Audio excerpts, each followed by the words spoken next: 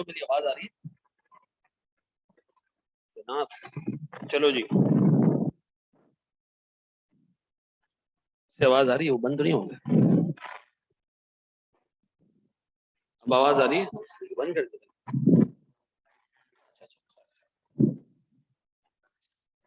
अच्छा जी सर, हम कवर कर रहे थे IFRS 15 में लॉन्ग टर्म कॉन्ट्रैक्ट्स को, याद आ रहा है? और हमने लॉन्ग टर्म कॉन्ट्रैक्ट्स के अच्छे खासे पास्ट पेपर्स के सवाल देख लिए थे, ACC के सवाल देख लिए थे, ठीक है जी। अच्छा, 2 सवाल ना और हमारे बाकी पास्ट पेपर्स के, लेकिन एक में सिग्निफिकेंट फाइनेंसिंग कंपोनेंट अटैच्ड है, ठीक है जी, और एक के अंदर जो है वो प्रिंसिपल और एजेंट का रिलेशनशिप अटैच्ड है, ठीक है। तो थोड़ा सा आगे जाके हम दोबारा उन 2 सवालों को कवर करेंगे, ठीक है जी। सर अपने पास आज हेडिंग डालेंगे जनाब आप,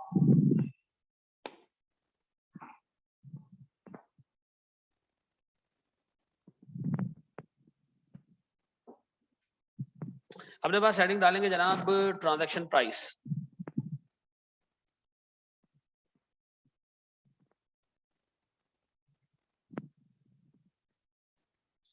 ठीक है, ट्रांजैक्शन प्राइस में हमने 5 एस्पेक्ट्स कवर करने। नंबर 1, हमने ट्रांजैक्शन प्राइस के अंदर एक एस्पेक्ट कवर करना है, नॉन कैश कंसिडरेशन।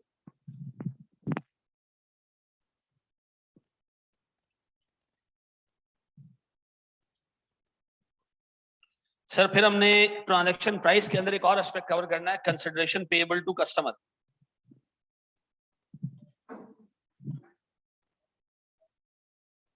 शोर आ रहा है माइक के अंदर, वो इस वजह से आ रहा होगा कि माइक खुले रह गए होंगे लोगों के।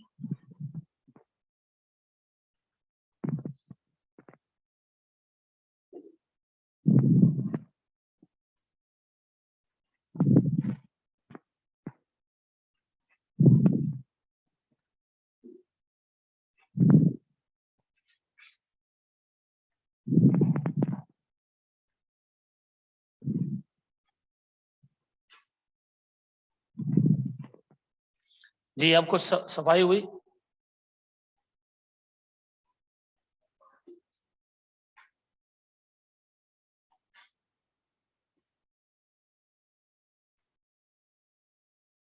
अभी भी सांस ले रहा है कोई?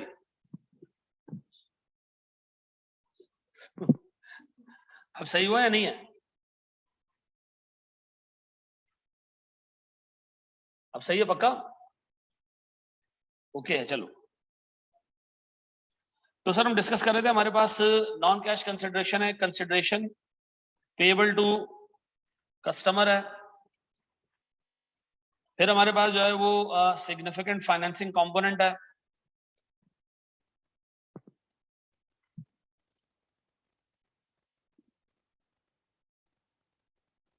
चौथा हमारे पास है सर वेरिएबल कंसिडरेशन, ये हमने डिटेल में देखना है, और सर हमारे पास पांचवी चीज है methods of determination and allocation of transaction price.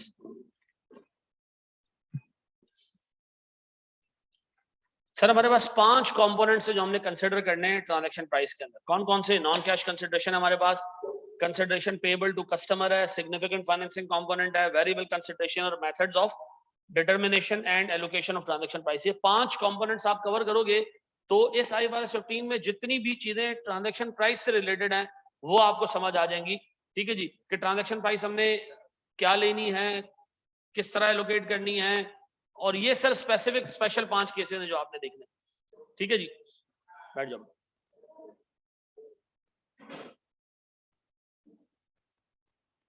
बड़े आगे डालें पहली हेडिंग हम, कर लो शाबाश।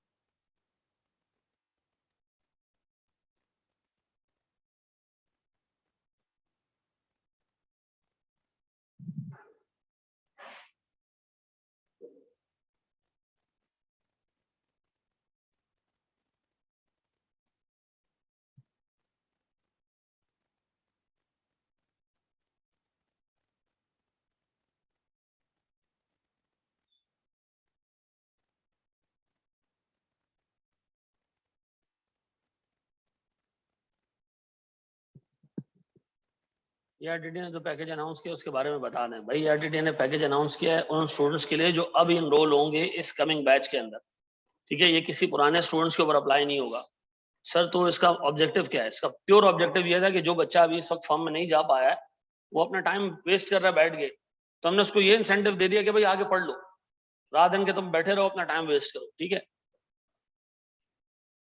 जी।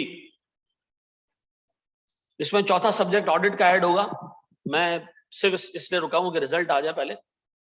मैं पहला बैच उनको पढ़ाना चाह रहा हूं जिन्होंने ऑलरेडी पढ़ा हुआ है, ठीक है जी, ताकि कदर हो, ठीक है जी। तैयार हो सर? अपने पास आपने हेडिंग डालनी है किस चीज की? Non cash consideration. लिख लिया मेरे बच्चों? कॉपी कर लिया?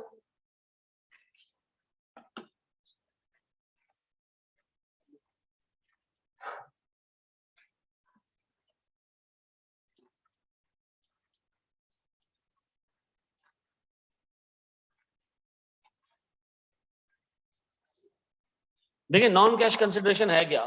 आपको, आप गुड्स एंड सर्विसेज जो सप्लाई कर रहे हो उसके बदले आपको जो कंसिडरेशन मिल रही है वो कैश में ना हो, ठीक है जी। वो शेयर्स हो, वो प्रॉपर्टी हो, वो कोई भी एसेट हो, कैश नहीं हो। तो सर ऐसे सूरत हाल में हम ट्रांजैक्शन को किस पे रिकॉर्ड करेंगे? एक तरफ हमारे पास है गुड्स एंड सर्विसेज की प्राइस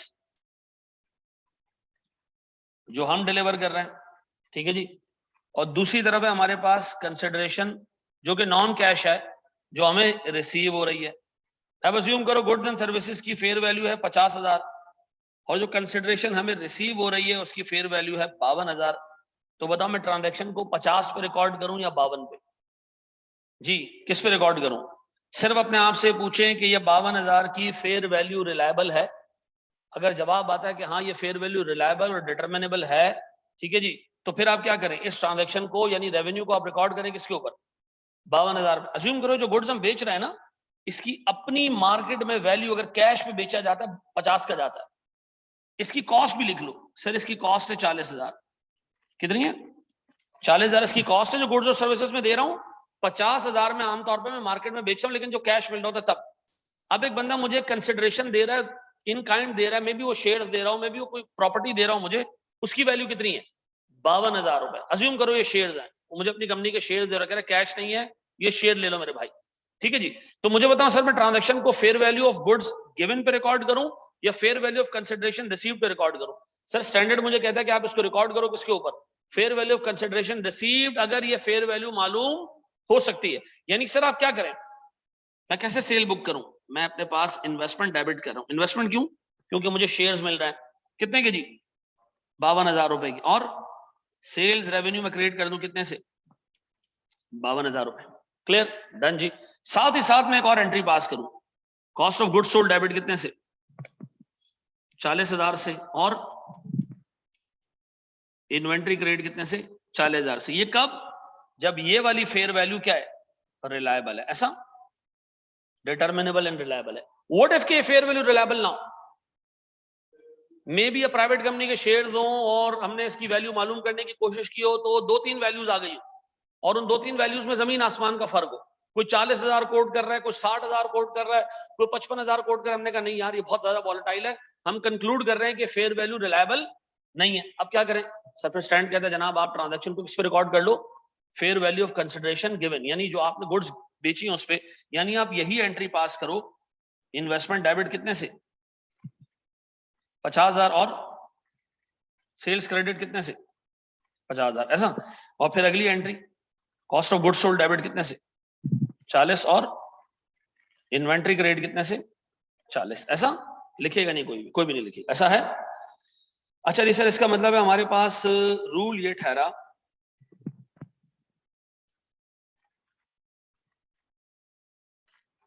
इसका मतलब है सर हमारे पास उसूल और रूल ये ठहरा कि आप नॉन कैश कंसिडरेशन में अगर fair value of non cash consideration is reliable तो transaction is to be recorded at the fair value of consideration received, ठीक है जी। और अगर sir fair value of non cash consideration is not reliable then transaction is to be accounted for at the stand alone prices of goods and services delivered. ऐसा? किस चीज का? IPad का? मेरे मोबाइल पे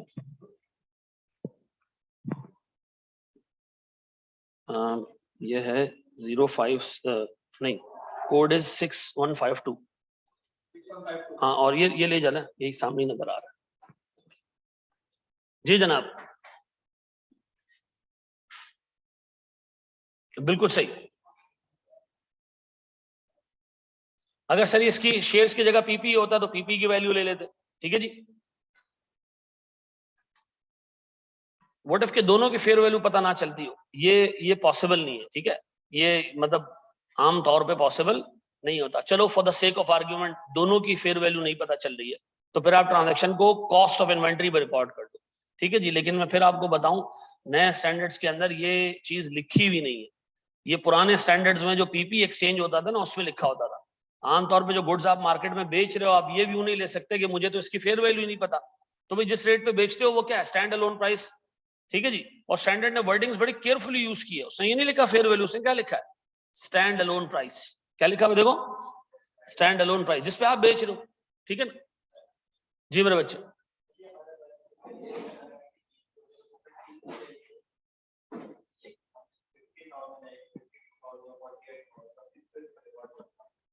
फेयर वैल्यू मालूम करनी है। देखो आमतौर पे जो बिड प्राइस होती है ना, अगर वो मल्टीपल बिड प्राइसेस होती है, हम एवरेज ले लेते हैं।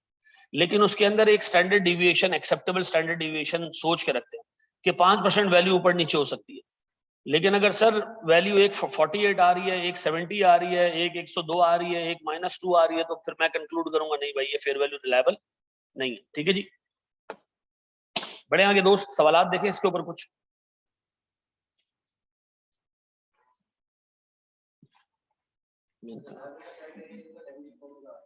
रिलायबल का क्राइटेरिया ये कि उसमें वेरिएशन कम से कम हो, एक्सेप्टेबल हो।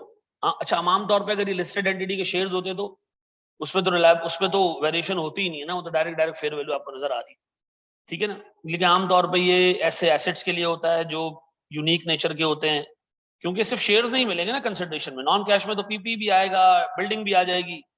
तो जिनकी फेयर वैल्यू मालूम करने के लिए आप गए और आपको सिग्निफिकेंट वेरिएशन मिली उनकी फेयर वैल्यू मालूम कर, तो आप ये कंक्लूड कर देते हो कि यार इसकी fair value currently reliably measurable नहीं है। ठीक है, मे भी आगे जाके डाउन द लाइन किसी पॉइंट पे हो जाए। ठीक है जी। इसको कॉपी करना है, कर लें कॉपी सर इसको। शाबाश, इस पर हमने 2-3 बड़े इंटरेस्टिंग क्वेश्चंस देखने हैं। ठीक है जी।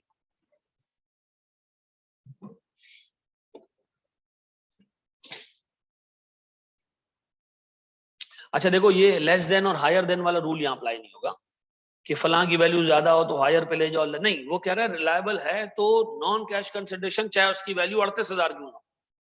ठीक है जी। हायर लोअर वाला सीन यहाँ पे नहीं है। डन।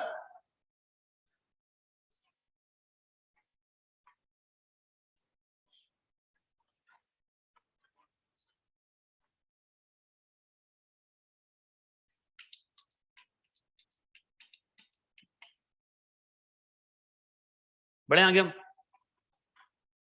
श्योर बढ़ जाए हम आगे।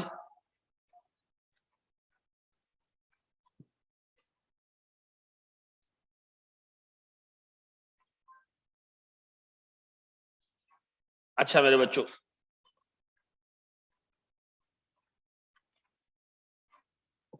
अब हम बात करेंगे जनाब revenue at a point in time. Board में देखना दोस्त, इसी के अंदर केस ए देख रहा हूं मैं, नॉन कैश कंसिडरेशन। सर एक बंदे ने मुझे कहा कि मुझे आप एक मशीन बना के दे दो। ठीक है, मशीनें बना के मैं बेचता हूं। उसने कहा एक मशीन मुझे बना के दे दो, एग्रीमेंट डेट आई। उसने कहा आप हमें मशीन देना, ठीक है जी, हम आपको दे देंगे 20,000 शेयर्स। क्या दे देंगे? 20,000 शेयर्स। 20,000 शेयर्स मुझे देगा अगर मैं उसको क्या दूं, मशीन दूंगा। अच्छा, ये अग्री हो गया आज की तारीख में। ठीक है, एग्रीमेंट डेट पे। सर यहां आएंगे ना, यहां मैंने उसको गुड्स डिलीवर की।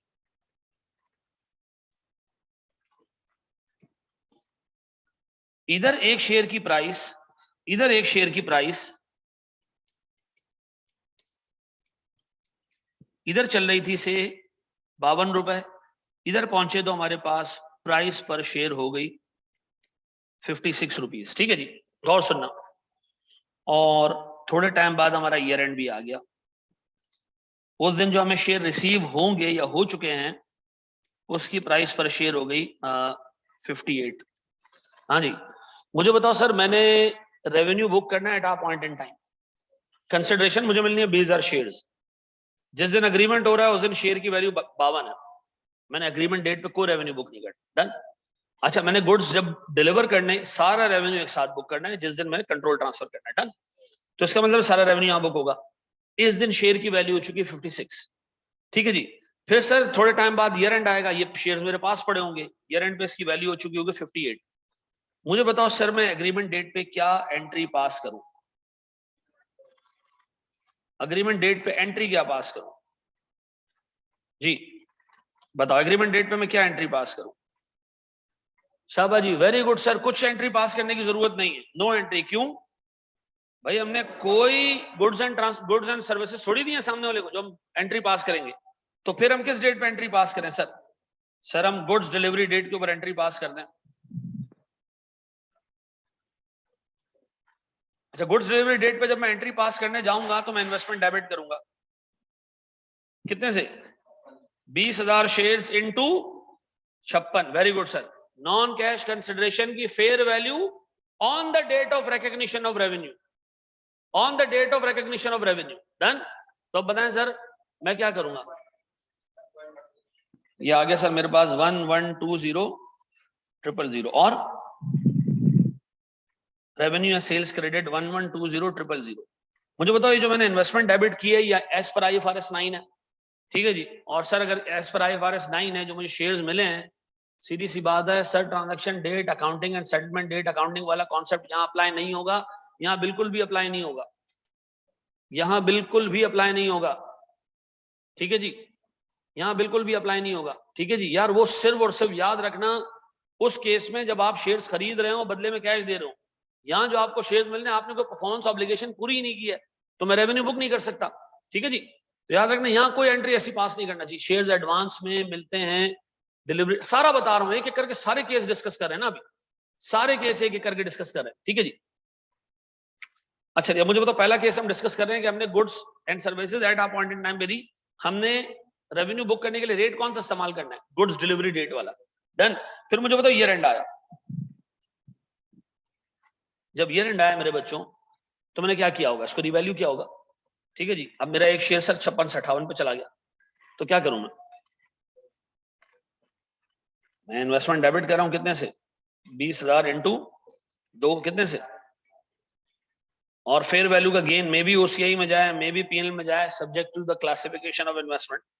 मैं इसको PNL कि हाँ, डिसाइड उसी दिन करना है हमने, क्लासिफिकेशन उसी दिन हमने डिसाइड करना है। हमने अज्यूम कर लिया हमने at fair value through PNL रखना है, शॉर्ट टर्म इन्वेस्टमेंट है हमारी। डन है जी? जी मेरा बच्चा। जो हमारा कस्टमर है वो शेयर कैपिटल 52 पे IFRS 2 के हिसाब से करेगा। ठीक है जी। नहीं, वो हमने IFRS 2 में जाके देखना है। ग्रांट डेट वो डेट होती है जिस दिन तुम गुड्स डिलीवर करते हो। ठीक है ना? हाँ, गुड्स की केस में ग्रांट डेट वो डेट होती है जिस दिन आप गुड्स डिलीवर करते हो। ठीक है ना? जी जनाब, पक्का। केस 2 देखें इसका। अगर ये कैफ में एक छोटा सा कॉन्सेप्ट होता था कि भाई नॉन कैश कंसिडरेशन है, जो खोते गधे मिलने आपने उसकी वैल्यू पर रिकॉर्ड कर देना।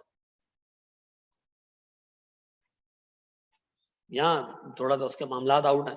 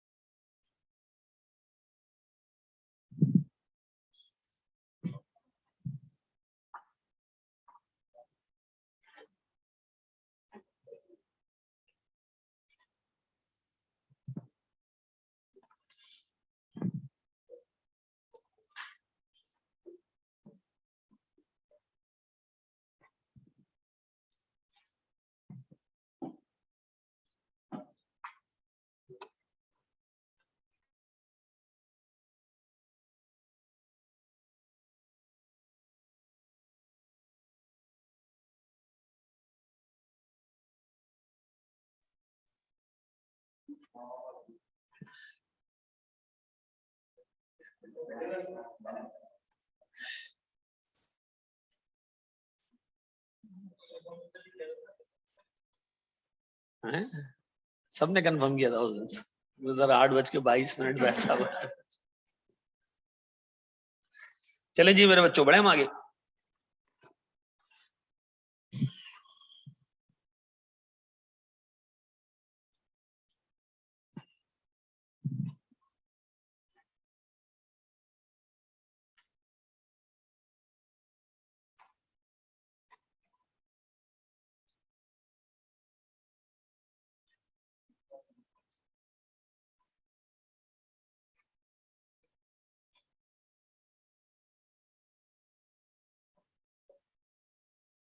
क्या जवाब दिया आई कैब ने? अटेम्प्ट डिलेड है या वक्त पे? वक्त पे 2000 दिसंबर 2022, ठीक है। चलो जी, बड़े आगे हम। प्यारे बच्चों, अब सुनना जरा दोस्त, गौर से देखना, गौर से देखना, गौर से देखना, सुनो। Case 2 sir.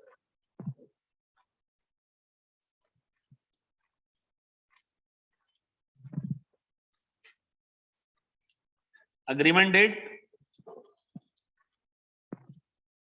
हमारी 1 जनवरी 2020, ठीक है। बंदे ने कहा हमें गुड्स देने, हम आपको 20,000 शेयर्स दे। डन। सर यहां हमने अग्री किया कि इधर गुड्स डिलीवर होंगे, ठीक है जी, इधर गुड्स डिलीवर होंगे। डन।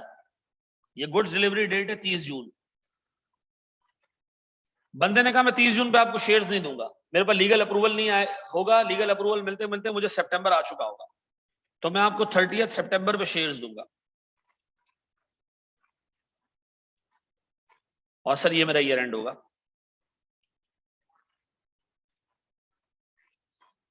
अब एक बात बताओ सर, यहां पर शेयर की फेयर वैल्यू थी 50 रुपए, इधर फेयर वैल्यू हो गई 52, इधर फेयर वैल्यू हो गई 56, इधर फेयर वैल्यू हो गई 58। जी मेरे बच्चों, क्या एंट्रीज में पास करूं? मुझे बताओ, मेरे पास अग्रीमेंट डेट पे खुद बता दो, कोई एंट्री नहीं, नो एंट्री। सर मेरे पास अग्रीमेंट डेट के बाद गुड्स डिलीवरी डेट,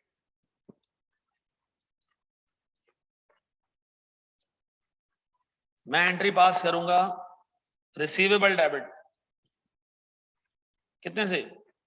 52 इंटू 20,000, कितना?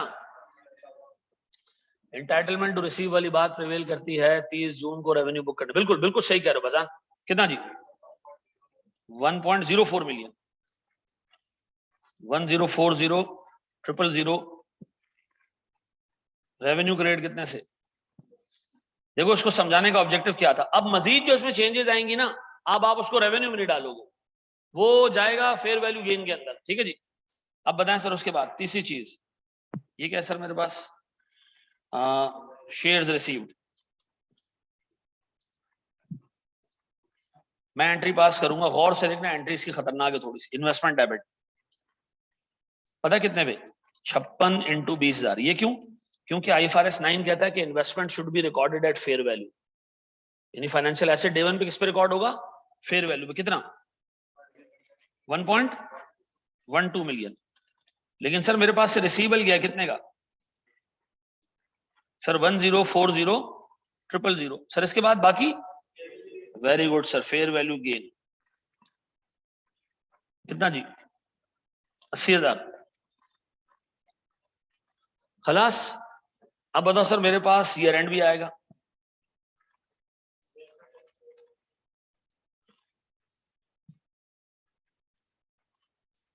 इन्वेस्टमेंट डेबिट कितने से? 2 रुपए से।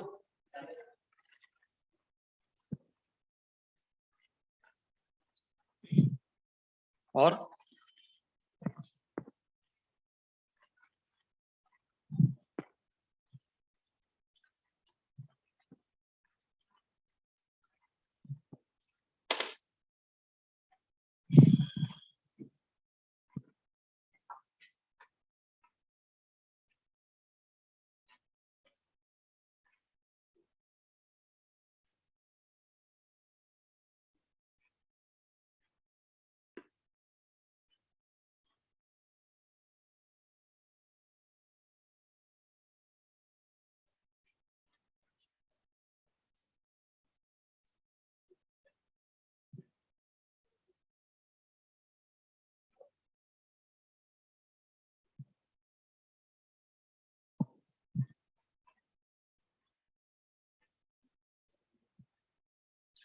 चलें जी, बढ़े हम आगे दोस्त। केस 3 देखें, थोड़ा स्क्रॉल अप करें ऐसे।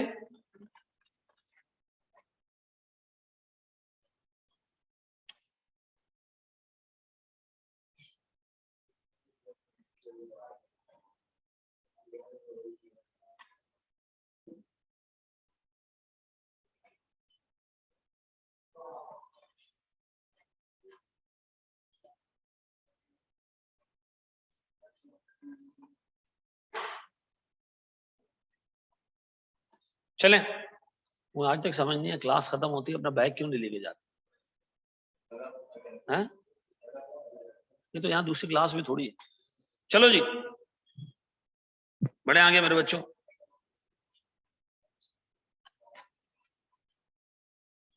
जाया बढ़ जा। इस केस में शेयर्स रिसीव डेट पे इन्वेस्टमेंट की रिकग्निशन में जो फेयर वैल्यू लेंगे वो क्लासिफिकेशन के हिसाब से जाएगी, ऑब्वियसली। ऑब्वियसली बेटा, ठीक है जी, बिल्कुल सही कह रहे हो, वो क्लासिफिकेशन के हिसाब से जाएगी।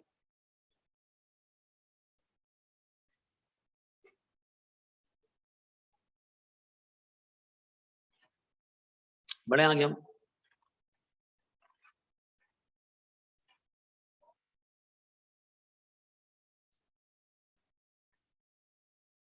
चलो जी, अब आओ जरा एक छोटा सा और केस। सर हम जा रहे हैं जनाब रेवेन्यू केस 3 देख लेते हैं ना। अच्छा मुझे एक चीज ये बताओ, एक अटेम्प्ट में एक सवाल आया और उस सवाल पे बड़ी बहस हुई। सवाल 4 मार्क्स का था, छोटा सा क्वेश्चन था। एग्जामिनर ने पूछा ये एग्रीमेंट डेट है, छोटा सा सवाल, ये एग्रीमेंट डेट है। यहां जो है वो एक एग्रीमेंट हो रहा है कि आपने मेंटेनेंस सर्विसेज देनी है 6 महीने की, कंसल्टेंसी सर्विसेज देनी है 6 महीने की। यहां पर कंसल्टेंसी सर्विस पूरी हो रही है, ठीक है। ये हमारे पास जो है ना वो कंप्लीशन डेट है, ये कंप्लीशन डेट है। इधर आपको शेयर्स भी मिलेंगे, ठीक है जी, यहां शेयर्स आपको मिल जाएंगे। इस डेट पे शेयर की वैल्यू थी 52 रुपए, इस डेट पे शेयर की वैल्यू हो गई 56 रुपए। शेयर्स है 20,000। अब इसको कैसे रिकॉर्ड करें? देखिए सीधी बात है, मेंटेनेंस की service over the period provide होती है, तो अगर ओवर द पीरियड रिकॉर्ड होती है, प्रोवाइड होती है, तो फिर हाँ नहीं, मैं रेवेन्यू को किस वैल्यू पे बुक करूं? रिसीबल को तो भाड़ में डालो, रेवेन्यू को किस वैल्यू पे हम बुक करें? 52 पे या 56 पे या कहीं 54 53 पे? फिर क्या करें? हैं एवरेज ले लें? अच्छा देखो, एग्जाम वाले ने ना बड़ा जबरदस्त काम किया। एग्जामिनर ने कहा भाई मैं इसको बुक करूंगा इस डेट की फेयर वैल्यू। बड़ी पंचायतें हुई, लोगों ने कहा नहीं भाई सर्विस तो डे 1 से देना शुरू कर दी होगी उसने। तो उसने कहा भाई मेरे पास डाटा नहीं है डे 1 का, तो डे 1 के 52 है, 52 के आगे का मेरे पास डाटा नहीं है, मैं रोज रोज रेवेन्यू बुक नहीं करूंगा। मैं अज्यूम कर लेता हूं कि मैं हर रिपोर्टिंग डेट पे आके रेवेन्यू बुक करूंगा, ठीक है जी। तो सर अगर एग्जाम में ऐसा सवाल आ जाए तो फिर आपने क्या करना है? ये काम करना है। और मैं प्रैक्टिकली आपको बता भी दूं, कंपनीज रोज रोज एंट्रीज पास नहीं करती है। सर अगर मंथली रिपोर्टिंग करेगी, मैं मंथली रिपोर्टिंग के हिसाब से रेवेन्यू बुक कर लूँ, ठीक है जी, कि जितने परसेंट कॉन्ट्रैक्ट हो गया है, मैं आधा कॉन्ट्रैक्ट हो गया, मैं 10,000 शेयर्स का हिसाब किताब बुक कर लूंगा। लेकिन एग्जाम में ये याद रखना, आपने रेवेन्यू बुक करना है कंप्लीशन के ऊपर आगे, ठीक है। और कैसे बुक करोगे, किस रेट से बुक करोगे? 56 के रेट से। ये पेपर में आया हुआ सवाल है, ठीक है जी। मैं फिर रिपीट कर रहा हूं, पेपर में आया हुआ क्वेश्चन है कि शॉर्ट टर्म सर्विसेज थी, उन्होंने क्या किया? सर लॉन्ग टर्म में क्या होगा? इसके ऊपर मुकम्मल खामोशी है, कुछ नहीं पता किसी को कि इस लॉन्ग टर्म अगर नॉन कैश कंसिडरेशन में आ रहा हो तो रेट कौन सा लेना चाहिए। उसूलन उसमें भी रेट कौन सा लेना चाहिए? उस दिन का रेट जिस दिन आप अकाउंटिंग कर रहे हो, ठीक है जी, उस दिन का रेट आप लोगे जिस दिन आप क्या कर रहे हो? अकाउंटिंग कर रहे हो। तो मुझे बताओ, अकाउंटिंग करें कंप्लीशन डेट पे, तो मैं रेट कौन सा लूं? ऐसा तो मैं क्या एंट्री पास करूं? इन्वेस्टमेंट डेबिट कितने से? 56 इंटू 20,000 कितने? 1.12 मिलियन। और रेवेन्यू ग्रेड 1.12 मिलियन। डन? पक्का जी? ऐसा?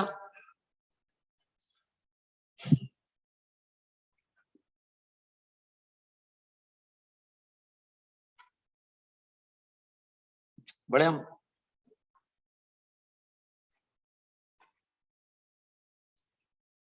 सर IFRS में नहीं लिखा, नहीं IFRS के अंदर सिर्फ लिखा है नॉन कैश कंसिडरेशन को फेयर वैल्यू में बुक करो बस, उसके आगे लिखा ही नहीं है कि डेट कौन सी लेनी है आप। ठीक है जी।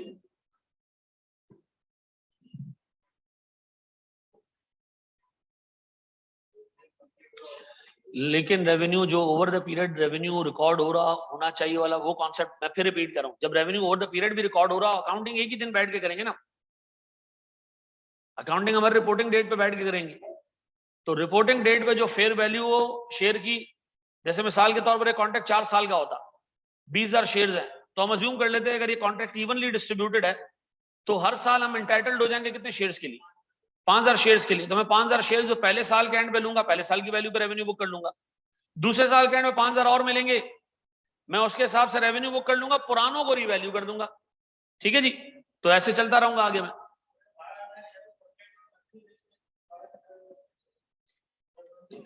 अब मसला ये है कि आप एग्जाम में बैठोगे तो आप हमेशा प्रैक्टिकल लाइफ में भी एग्जाम में भी अकाउंटिंग करते हो रिपोर्टिंग डेट के ऊपर। ठीक है जी। तो जिंदगी आसान रखेंगे हम अपनी। ठीक है जी। रेवेन्यू में फर्दर चेंजेस होगी ना, किस रेवेन्यू में फर्दर चेंजेस होंगे? फर्दर रेवेन्यू बुक होगा ना, चेंजेस तो नहीं होंगी। ऐसे एक सवाल दूं करने के लिए, पक्का? आओ बढ़े आगे हम, बढ़ हैं।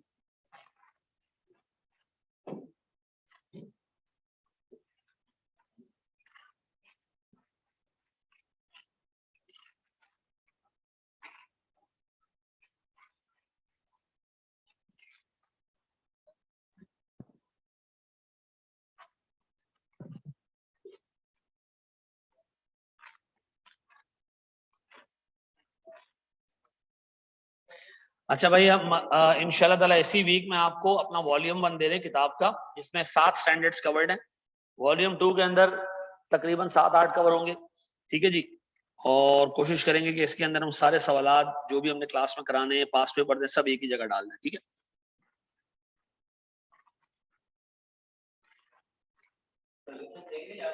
सोल्यूशन दें, खराब होगा और एक्सेल बेस्ड सोल्यूशन भी दे देंगे।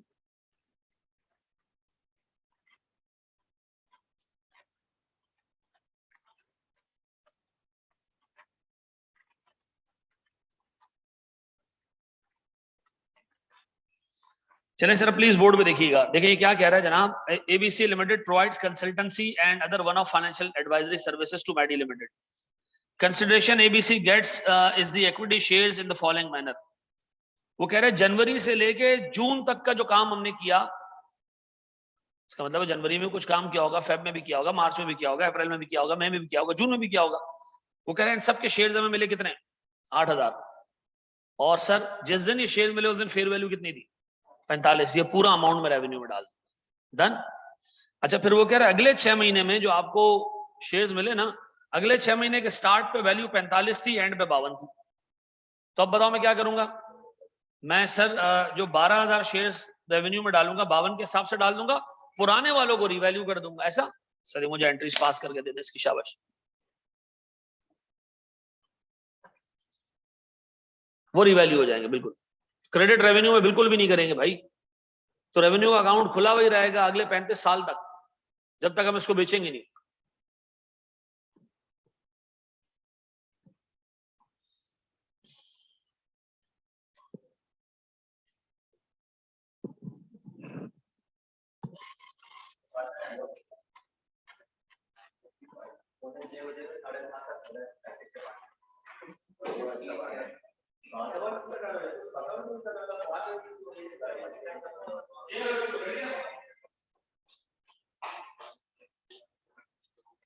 हो गया? अच्छा जी, मुझे एक बात बताएं सर, मेरे पास सबसे पहले इसमें 8,000 शेयर्स का रेवेन्यू बुक होगा कब? 30 जून पे। अब देखो 30 जून 2014 में मैं रेवेन्यू बुक कर रहा हूं, लेकिन उसूलन ये रेवेन्यू पूरे पीरियड में बुक होना चाहिए। डन।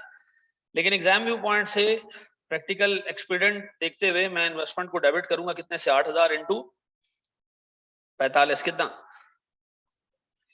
360,000। और रेवेन्यू क्रेडिट कितने से? 3 लाख। सर फिर मैं अगली एंट्री पास करूंगा 31 दिसंबर 2014 पे। इन्वेस्टमेंट में डेबिट करूंगा कितने से? 12,000 इंटू 52 कितना?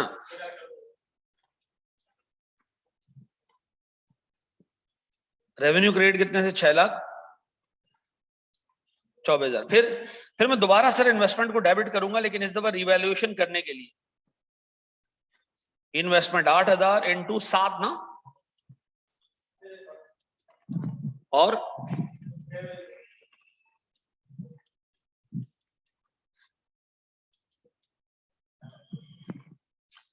अब मेरे पास अगला 30 जून भी आ गया।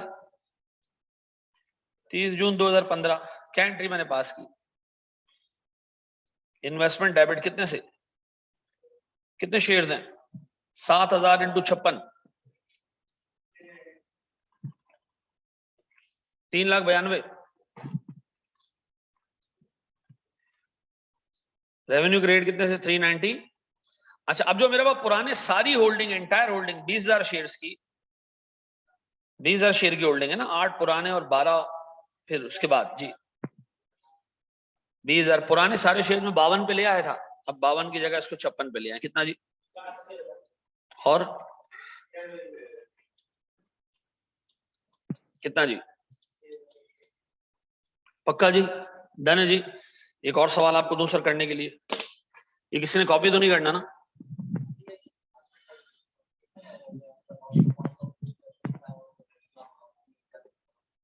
नहीं, मसला ये है कि हम इवन अगर performance obligation over the period भी सेटिस्फाई हो रही होती है, तो हम हर रोज बैठ के एंट्रीज नहीं पास करते। हम एंट्रीज पास करते हैं किसी एक पर्टिकुलर डेट पे जाके, ठीक है ना? तो हम उस डेट पे जाके इसको रिवैल्यू करेंगे, अदरवाइज 365 जनरल एंट्रीज पास होंगी रेवेन्यू। ये प्रैक्टिकली पॉसिबल नहीं। तो लोग आसानी के लिए जिस दिन रिपोर्टिंग कर रहे होते हैं उस दिन एंट्री पास कर लेते हैं। ये कॉन्ट्रैक्ट कोई 2.5-1.5 साल चला ही, तो हमने क्या किया, जिस जिस पॉइंट पे हमने रेवेन्यू बुक करना था उस पॉइंट का रेट लेके उतने उतने शेयर्स जितने के हम एंटाइटल्ड हो गए, हमने रेवेन्यू बुक कर लिया, बाकी को रिवैल्यूएशन में ले लिया। ठीक है, इससे देखो मसला ये नहीं है कि प्रॉफिट या लॉस चेंज हो जाएगा, नहीं, मसला क्लासिफिकेशन का है। क्या यार रेवेन्यू में जाना चाहिए वो, या फेयर वैल्यू गेन में जाना चाहिए? ठीक है ना, दोनों में फर्क है। ठीक है जी। अच्छा जी, बड़े आगे हम सर एक और सवाल देखते हैं सर।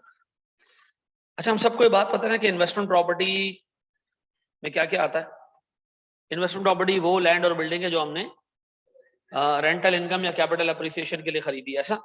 और हम उसको फेयर वैल्यू पे भी कैरी कर सकते हैं और कॉस्ट मॉडल पे भी कैरी कर सकते हैं, ऐसा। अगर फेयर वैल्यू पे कैरी करेंगे तो फेयर वैल्यू का गेन और लॉस कहां जाएगा? ये जहन में है तो मुझे सवाल सॉल्व करके दें। शाबाश, शाबाश मेरे बच्चों। भाई हैंड आउट सबके पास है ना? मैं ग्रुप पे डाल चुका हूं ना हैंड आउट। क्या बात कर दी, ग्रुप पे हसीब डाल चुका है। हसीब नहीं डाला? हसीब भाई ग्रुप पे हैंड आउट डाल दे।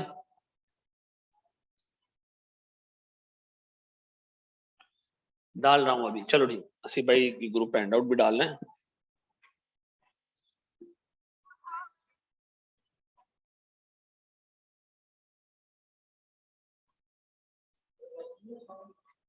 कौन सा?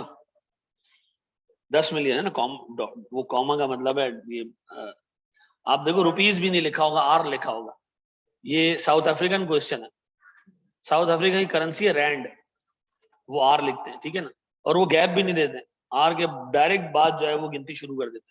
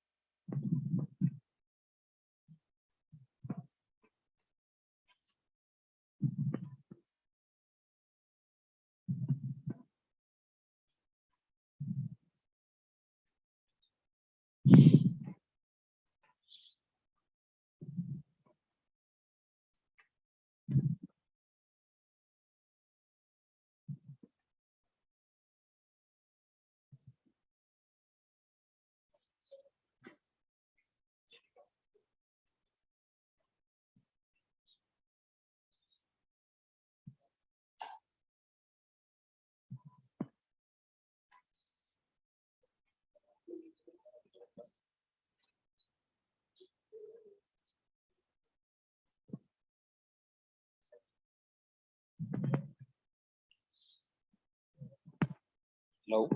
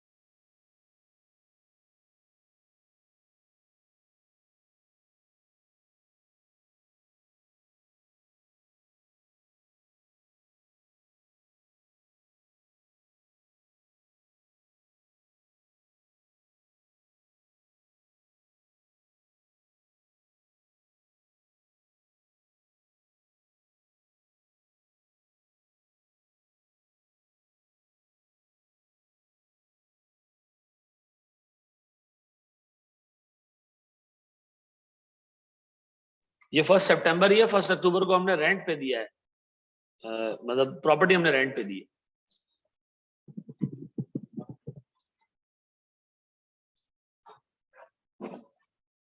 जी बढ़े आगे,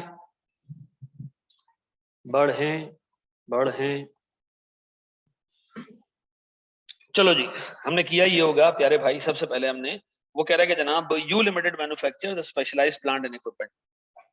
तो यू लिमिटेड के लिए प्लांट एंड इक्विपमेंट है ये? नहीं सर, उसके लिए इन्वेंट्री है ये। On 1 September 2002 a customer purchases a plant and equipment with a stand alone selling price of 10 million। ये गुड्स की स्टैंड अलोन सेलिंग प्राइस, ठीक है। Due to the exchange control regulations in the customer countries of origin it can not pay cash. Customer में cash नहीं दे सकता। Instead the customer agrees to transfer a property in Cape Town. Cape Town South Africa का शहर है, ठीक है जी। As consideration, ठीक है जी, हमें एक कंसिडरेशन मिल रही है, एक investment property. On 1 September the property in Cape town had a fair value of 10.5 million. जो गुड्स हम दे रहे हैं वो 10 मिलियन की है और जो प्रॉपर्टी मिल रही है वो 10.5 मिलियन की। तो ट्रांजैक्शन को किस पे रिकॉर्ड करूं? तो हमने सर 1 सितंबर 2002 को एक एंट्री पास की, इन्वेस्टमेंट प्रॉपर्टी डेबिट कितने से 10.5 मिलियन और रेवेन्यू क्रेडिट कितने से। अच्छा मुझे एक बात बताओ सर, आप इन्वेस्टमेंट प्रॉपर्टी का स्टैंडर्ड उठाएंगे ना, उसमें लिखा है इन्वेस्टमेंट प्रॉपर्टी को कॉस्ट पे बुक करो। उसमें लिखा है कि इन्वेस्टमेंट प्रॉपर्टी को डे 1 पे कॉस्ट पे बुक करो और कॉस्ट आती है fair value of consideration given से। तो अब एक स्ट्रेट कॉन्फ्लिक्ट आ गया। मैं आईपी के स्टैंडर्ड के हिसाब से देखूं, वो कहता है आईपी को बुक करो डे 1 पे कॉस्ट पे और cost includes fair value of consideration given, वो तो 10 मिलियन है, ठीक है जी। और मैं अगर सर आईआरएस 15 के हिसाब से जाऊं तो वो कहता है रेवेन्यू को बुक करो किस पे, fair value of consideration received पे, वो 10.5 है। तो अब क्या करें सर? यहाँ स्पेसिफिकली आईआरएस 15 ने कहा कि प्रेफरेंस दी जाएगी किसको? आईआरएस 15 को। यानी सर इन्वेस्टमेंट प्रॉपर्टी जो रिकॉर्ड होगा वो 10.5 मिलियन रिकॉर्ड होगा। डन। अच्छा जी, अब बताएं सर, 10 से रिकॉर्ड नहीं करेंगे मेरे बच्चे, क्योंकि हमने अभी पढ़ा है कि नॉन कैश कंसिडरेशन जो आपको मिल रही है वो किसमें मिल रही है? Fair value of consideration received पे, ठीक है जी। दोबारा रिपीट कर दें, मैंने ये कहा कि भाई हम इन्वेस्टमेंट प्रॉपर्टी का स्टैंडर्ड खोले ना, तो वहां लिखा है कि fair value of consideration given पे इन्वेस्टमेंट प्रॉपर्टी को रिकॉर्ड करो, कॉस्ट है वो टेक्निकली कॉस्ट है। आप पैसे दो या गुड्स दो, जो उनकी कॉस्ट है उस पर इन्वेस्टमेंट प्रॉपर्टी को रिकॉर्ड करो। लेकिन जब मैं 15 में आता हूं, आईएफआरएस 15 में वो कहता है कि जी रेवेन्यू को बुक करो किस पे? Fair value of consideration received पे। तो सर अगर मैं fair value of consideration received पे चीजें बुक करने जाऊं तो सीधा सीधा आईएस 40 की नॉन कंप्लायंस है। तो सर यहाँ प्रेफरेंस हम देंगे किसको यहाँ पर? क्योंकि ये मेंशन्ड है उसमें कि आपने जो है वो रेवेन्यू के इस पर्टिकुलर एस्पेक्ट को लेके चलना है और आपने सर इन्वेस्टमेंट प्रॉपर्टी को बुक करना है किस पे? 10.5 के ऊपर। डन। अच्छा जी, फिर अब बताएं सर, अगर मैं नॉर्मली ये चीज खरीद रहा होता मैं ये इन्वेंट्री की जगह अपना कोई एसेट दे रहा होता तो मैं पीपी क्रेडिट करता, लेकिन इन्वेस्टमेंट प्रॉपर्टी को डेबिट 10.5 पे नहीं करता, मैं 10 मिलियन पे करता। ठीक है जी, रिपीट कर रहा हूं सर, ये चूंकि यहाँ पर रेवेन्यू इन्वॉल्व है, जो आप चीज दे रहे हो कस्टमर को वो आपकी इन्वेंट्री है, इसलिए आपने इन्वेस्टमेंट प्रॉपर्टी को 10.5 पे रिकॉर्ड किया। ठीक है जी, क्योंकि यहाँ IFRS 5 का एम्बिट आ रहा है। अगर मैं उस बंदे को एक नॉर्मल चीज दे रहा होता, कोई अपना एसेट एक्सचेंज में दे रहा होता, कोई पीपी दे रहा होता, ठीक है जी, तो याद रखें फिर यहाँ पर रेवेन्यू का स्टैंडर्ड अप्लाई नहीं होता, फिर क्या अप्लाई हो रहा होता, नॉर्मल सर एक्सचेंज की ट्रांजैक्शन होती है। और याद रखना इन्वेस्टमेंट प्रॉपर्टी का स्टैंडर्ड फिर वहां सुपरसीड करता।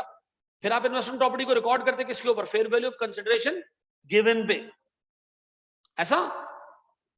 अच्छा जी, अब बताएं सर मैंने इन्वेस्टमेंट प्रॉपर्टी को किस पे रिकॉर्ड किया, 10.5 पे, तो मैंने बताओ किसकी कंप्लायंस की, IFRS 15 की, IAS 40 की, IFRS 15 की सर। देन अब बताएं सर मेरे पास 1 सितंबर के बाद, प्यारे बच्चों, ओ बच्चों, क्या करूं सर मैं, अगली एंट्री कब पास करूं, 1 अक्टूबर को। क्या मिला हमें, रेंट मिला एडवांस, कैश डेबिट कितने से, 1 मिलियन, और एडवांस रेंट क्रेडिट कितने से, एडवांस रेंट मेरी लायबिलिटी, हाँ आप यहाँ कॉन्ट्रैक्ट लायबिलिटी भी क्रेडिट कर सकते हो। ठीक है जी, डन। फिर हमारे पास डेट आई कौन सी, 31 दिसंबर, इन्वेस्टमेंट प्रॉपर्टी डेबिट कितने से, 10.89 पे जा रहा है तो 3 lakh, that is 10.89 million minus, ठीक है जी, और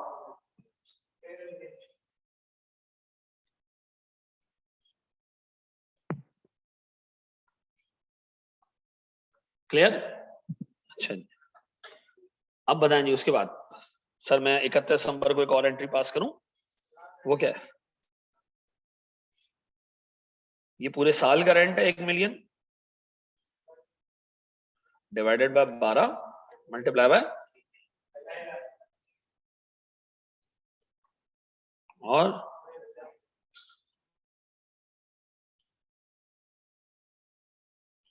तो टाइम पहले सवाल में सी एंटर में करा रहा था, बच्चा मुझसे लड़ पड़ा, रेंटल इनकम 3 लाख की आएगी, 3 महीने है ना, 3 महीने है ना, मैंने कहा भाई 1 मिलियन 12 महीने का है, तो cost of goods sold inventory credit की एंट्री नहीं बनाएंगे बेटा, हमारे पास वो नहीं है ना, इन्वेंट्री की कॉस्ट नहीं है हमारे पास, होती तो मैं एंट्री बना देता उसकी। 10 मिलियन इन्वेंट्री की कॉस्ट नहीं है, इन्वेंट्री की फेयर वैल्यू है। ठीक है जी, पक्का जी, बड़े हम आगे, पक्का। साईं अपने पास हेडिंग डालोगे कंसिडरेशन पेएबल टू कस्टमर,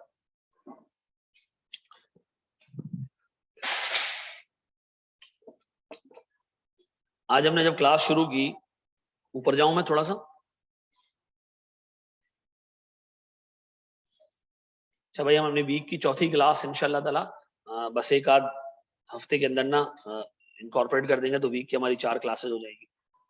ठीक है,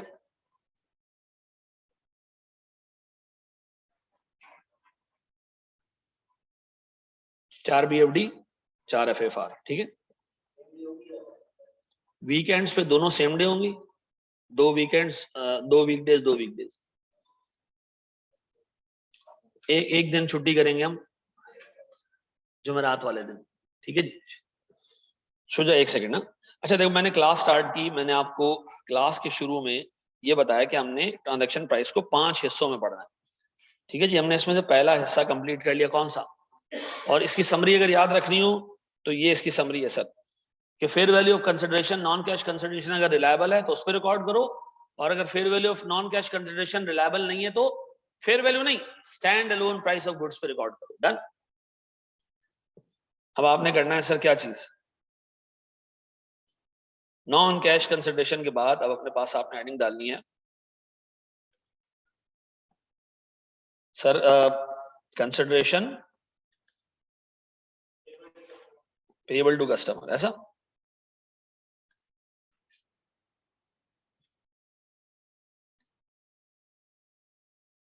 और तो सुनो दोस्त, छोटी सी एग्जांपल देता हूं, मिसाल के तौर पर मैं एक कंपनी हूं, मुझे एक कॉन्ट्रैक्ट मिला से याया एंड कंपनी से, याया एंड कंपनी से कॉन्ट्रैक्ट मिला मुझे कुर्सियां बना के देने का, ठीक है, 5 लाख कुर्सियां बना के देनी याया को, ठीक है जी, कितनी 5 लाख चेयर्स बना के देनी हमने याया को, 1000 रुपए पर चेयर, ठीक है जी, कितने हो गई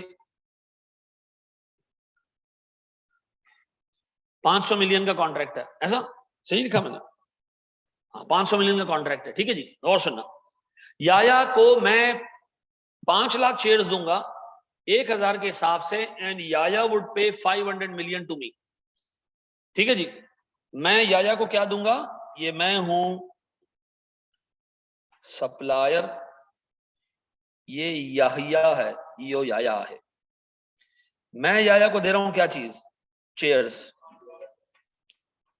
याया ने मुझे क्या देना है, शेयर्स नहीं, 500 मिलियन रुपए, सीधा सीधा शेयर्स वेयर्स खत्म हो गया पिछले एग्जाम पे, सेट है।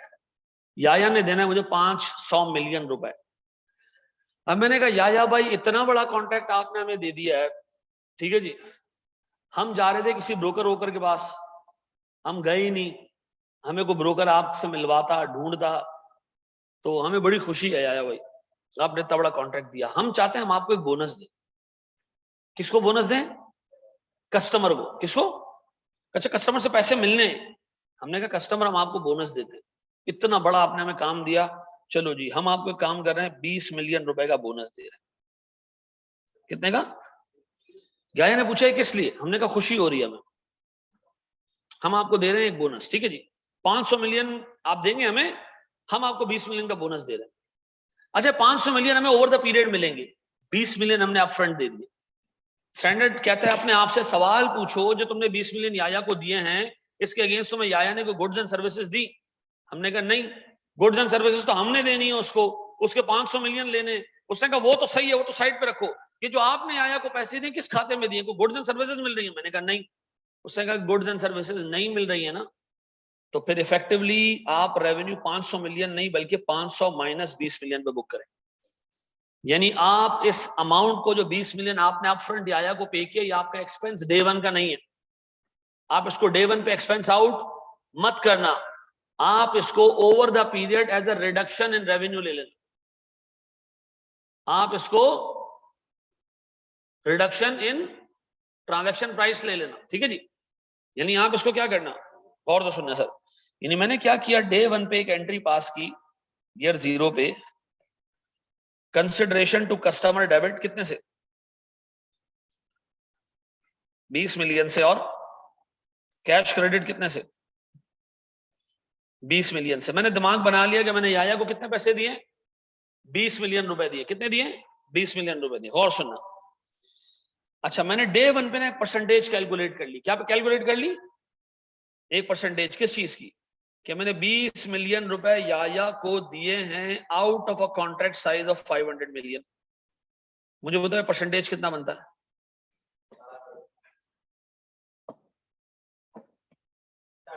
कितना जी, याया को मैंने गुड्स देनी है, 500 मिलियन याया से रिसीव करना है, और as a gesture of goodwill मैंने याया को 20 मिलियन अपफ्रंट इनाम के तौर पे, दिल खुश होने के तौर पे एक्स ग्रेशिया उठा के दे दी, ठीक है जी। स्टैंडर्ड कहता है भाई आपका एक्सपेंस नहीं है, ठीक है जी, आपने उसको 20 दिए, आपको 500 मिलने, आप अपना नेट रेवेन्यू बुक करेंगे 480 मिलियन रुपए के ऊपर। तो मैंने डे 1 पे एक परसेंटेज कैलकुलेट कर ली कि मैंने कंसल्टेशन का कितने परसेंट बाउंस बैक करवाया, 4%। अब सुनना, साल का एंड आया, ठीक है जी, पहले साल का एंड आया, हमने अच्छा खासा काम कर लिया था, हमने याया को 200 मिलियन की बिलिंग की, कितने की, हमने कुर्सियां 200 मिलियन की भेज दी थी, तो हमने 200 मिलियन की बिलिंग कर दी, ठीक है जी। गौर से सुनना, हमने एंट्री पास की कैश या रिसीवेबल डेबिट कितने से, 200 मिलियन, याया ने 200 मिलियन भेज दिए, रेवेन्यू क्रेडिट और कितने से ना सर, 200 मिलियन नहीं, 4% हटा के, 4% हटा के 96% पे आप रेवेन्यू बुक करें, कितना जी, 190।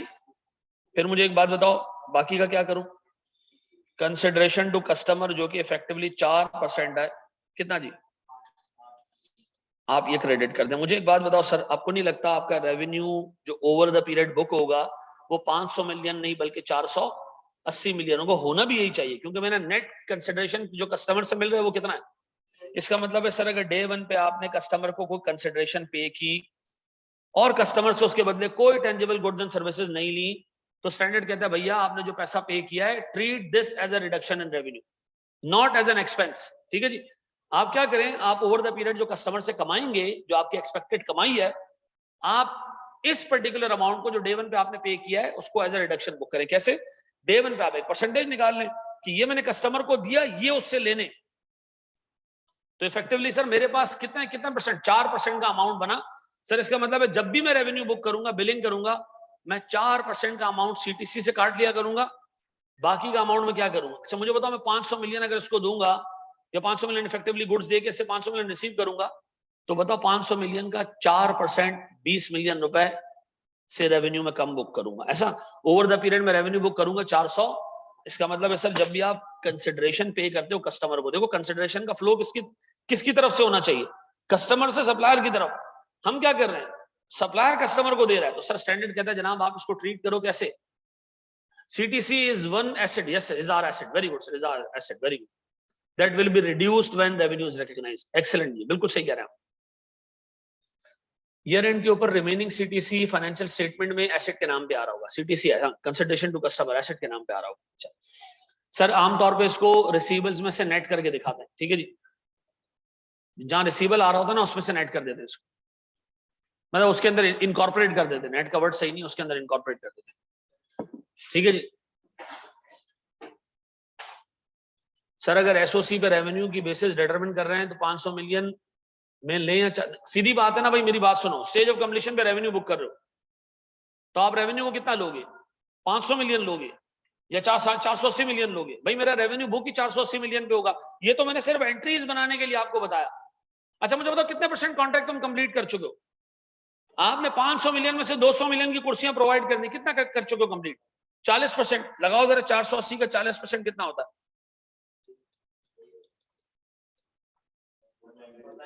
खत्म। आ रहा है, अभी आ रहा है, थोड़ा सा आगे इसी में आ रहा है। व्हाट इफ कि हमें सर्विसेज मिल रही हो, व्हाट इफ कि उन सर्विसेज की फेयर वैल्यू मालूम हो, व्हाट इफ कि उस सर्विसेज की फेयर वैल्यू और जो हमें कंसिडरेशन पे की है वो मैच कर रहे हो, व्हाट इफ के मैच ना कर रहे हो, व्हाट इफ के ज्यादा हो, व्हाट इफ के कम हो। 5 केसेस आपको करा रहा हूं, ठीक है जी। जी जनाब, बढ़े हम आगे। अब हमने 5 केसेस देखने, कितने, 5 केसेस जी। हाँ जी,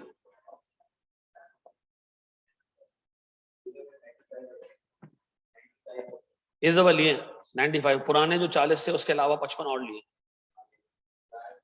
पुराने 40 थे ना जिनको उन्होंने आसरा दे के और मासरे में बंद कर दिया था कि 6 महीने बाद आना। असल में डिलॉयट के क्लाइंटेल टूटा है ना बहुत, वो फर्गसन और KPMG ने पकड़ा है, ठीक है ना। और KPMG का भी बहुत सारा क्लाइंटेल टूटा है, क्योंकि KPMG ने ऐलान ये किया कि हम 1 मिलियन से कम ऑडिट फी चार्ज नहीं करेंगे, और जो नीचे के क्लाइंट है हम एक्सेप्ट नहीं करेंगे, तो सारे PwC चले गए, ठीक है जी। तो इट मेक सेंस कि PwC में इतना बच्चा जा रहा है, हाँ किसमें, तुम लोगों को मैं क्या बोलता हूँ।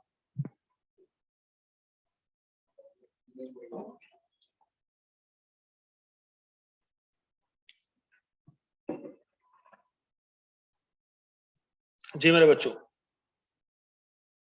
चलें सर, सुनिएगा प्यारे भाई,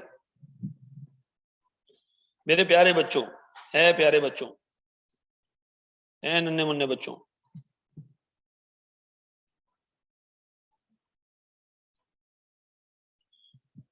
ये मैं रखूंगा सेंटर में, इसको हम वक्तन फवक्तन डिस्कस करेंगे, ठीक है। हाँ जी, एक बात बताओ, consideration payable to customer, customer को आप कैश दे दो, वाउचर दे दो, वाउचर का मतलब, वाउचर देने का मतलब, मैं एक याया से मैंने कॉन्ट्रैक्ट 500 मिलियन की, मैंने उसको जो है वो कुर्सियां देनी है, मैंने याया को वाउचर दिया 20 मिलियन का, मैंने कहा कैश नहीं दे रहा हूँ, वाउचर दे रहा हूँ तेरे को, इस पे लिखा है किसी भी वक्त 20 मिलियन ले जाए, ठीक है जी, या 20 मिलियन की गुड्स मुझसे फ्री में ले जाए। तो याया ने क्या किया, वाउचर यूटिलाइज किया, तो टेक्निकली मैंने याया को क्या किया, 20 मिलियन ही पे किया, ठीक है जी, चाहे आप उसको वाउचर के नाम पे दें, कूपन के नाम पे दें, क्रेडिट के नाम पे दें, कैश के नाम पे दें, ठीक है जी। कंसिडरेशन अगर आप कस्टमर को पे करोगे, it will be treated as consideration to customer. Done. आम हालात में हम करते क्या है, treat this as a reduction in transaction price, ऐसा। अच्छा जी, अब जरा गौर से देखना मेरे प्यारे बच्चों, मैं आपको दे रहा हूं एक सवाल, आपने मुझे ना बस छोटा छोटा जवाब देना, शार्ट शार्ट।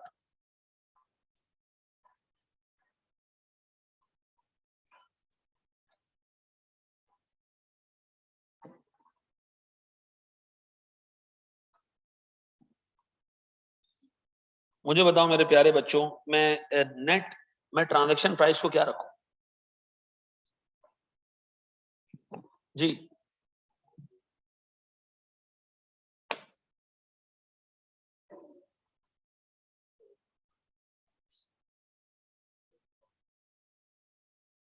समरी कॉपी करने दे रहा हूं, लेकिन पहले समरी समझा दूं ना जी।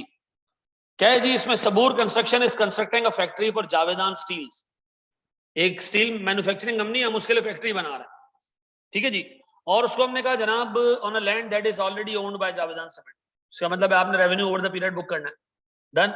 Contract price is 600 million. 600 million हमने लेने जावेदान से। The contract to be completed in 3 years। Over 3 year period हमने थोड़े थोड़े करके लेने। As a token of thanks Sabur construction has paid 20 million rupees bonus to जावेदान।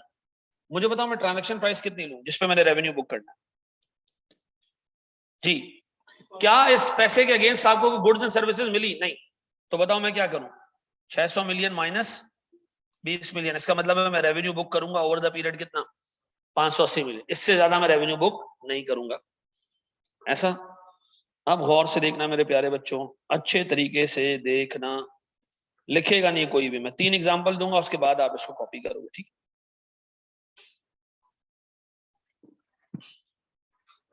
भरपूर मेहनत की गई आपके लिए भाई। चलो जी, सबूर कंस्ट्रक्शन ने एक फैक्ट्री बना के देनी है जावेदान सीमेंट को, जमीन उसकी अपनी है, 600 मिलियन का कॉन्ट्रैक्ट है, 3 साल में कॉन्ट्रैक्ट कंप्लीट होगा। It is made compulsory for Sabur construction to purchase steel from Javedan. उन्होंने कहा हमारी फैक्ट्री बन रही है, उसी में हमारा स्टील नहीं होगा तो किसका स्टील होगा? हमने कहा अच्छा भाई आप इसे स्टील परचेज कर लेते हैं, कोई टेंशन नहीं। अच्छा, जो स्टील हम उससे परचेज करेंगे वो 80 मिलियन का है, और हमने पैसे भी कितने देने हैं, 80 मिलियन ही देने। तो इसका मतलब यहाँ 2 ट्रांजेक्शन है, सबूर कंस्ट्रक्शन करके दे रहा है, उसके पैसे सबूर को रिसीव हो रहे हैं, और सबूर उससे क्या खरीद रहा है, स्टील खरीद रहा है जावेदान से, और जावेदान को उसके पैसे दे रहा है। तो मुझे बताओ सर, क्या इधर जो कंसिडरेशन हम कस्टमर को पे कर रहे हैं, उसके बदले जो गुड्स एंड सर्विसेज मिल रही हैं, आपको नहीं लगता ये सीधा सीधा गुड्स एंड सर्विसेज मिल रही है, हमें अपने रेवेन्यू को कम करने की जरूरत नहीं है? इसका मतलब है भाई जो सबूर कंस्ट्रक्शन है वो इफेक्टिवली इसको क्या प्रोवाइड कर रहा है, कंस्ट्रक्शन सर्विसेज, ऐसा। किसको? जावेदान सीमेंट को, ठीक है जी। हम दे रहे हैं इसको कंस्ट्रक्शन सर्विसेज, इससे मिलेंगे कितने, 600। और एक और ट्रांजैक्शन में जावेदान सीमेंट सबूर को क्या दे रहा है, स्टील दे रहा है सर, कितने का, और पैसे भी कितने ले रहा है? तो मुझे बताओ आपको नहीं लगता है तो 2 ट्रांजैक्शन हो गई, एक में हम बायर हैं, एक में हम सेलर हैं। तो जिसमें आप सेलर हो उसमें रेवेन्यू कितने से बुक होना चाहिए, पूरे 600 से। ये जो मैंने कस्टमर को पैसे दिए हैं कोई ज़कात खैरात में नहीं दिए, उसको मतलब खुशी से नहीं दिए कि रख ले भाई तेरा हो गया ये, नहीं। उसके बदले मैंने क्या लिया उससे? तो सर स्टैंडर्ड कह रहा है भाई एक तरफ आप उसको सर्विसेज दे के 600 मिलियन ले रहे हो, और दूसरी तरफ वो आपको गुड्स बेच रहा है और आप उसको 80 मिलियन दे रहे हो, इन 2 ट्रांजैक्शंस को अलग अलग रखो, ऐसा। तो बताओ मैं रेवेन्यू वाली ट्रांजैक्शन में रेवेन्यू कितने से बुक करूंगा, 600 से। इसका मतलब ये है कि आप अगर ऊपर समरी में आओ, वो कह रहा है भैया आप कंसिडरेशन पेड टू कस्टमर को रिडक्शन ऑफ रेवेन्यू के तौर पे लेके चलो, unless payment for goods and services, आपने कस्टमर से गुड्स एंड सर्विसेज लियो और बदले में क्या किया, उसको पैसे दियो। अच्छा अब देखो गौर सुनो, ऐसा। तो मुझे बताओ मैं क्या करूंगा, इसको कैसे लेके चलूंगा? अगर मेरे पास गुड्स एंड सर्विसेज के पैसे हैं तो मैं इसका रिडक्शन ऑफ रेवेन्यू नहीं दिखाऊंगा, मैं पूरा 500-600 मिलियन से रेवेन्यू बुक करूंगा अपने कंस्ट्रक्शन कॉन्ट्रैक्ट के अंदर, और 80 मिलियन की परचेजेस दिखाऊंगा ओवर द पीरियड। अगर मैं उसके लिए एडवांस दे दिए तो एडवांस डेबिट कर दूंगा, और by the passage of time जैसे जब परचेजेस होती जाएंगी स्टील डेबिट करके एडवांस को क्रेडिट करता जाऊंगा, ऐसा। तो मुझे बताओ यहाँ आपने एडजस्टमेंट करने की जरूरत है? नहीं सर, यहाँ एडजस्टमेंट नहीं करनी। पक्का कितने केसेस हो गए प्यारे भाई? 2 केसेस हो गए। आपका रजिस्टर यहाँ बन रहा है, ठीक है।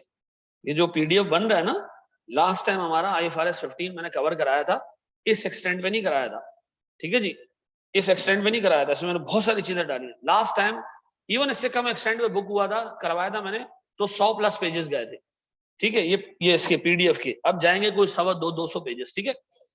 तुम्हारा कोई 2-2,500 पेजेस का रजिस्टर यही बन जाएगा। अच्छा जी, अब बताएं सर, गौर से सुनना मेरे बच्चों। तीसरा आपका दिमागी एक्सरसाइज, आपने मुझे बताना है कि हमें क्या करना। ज़हनी exercise,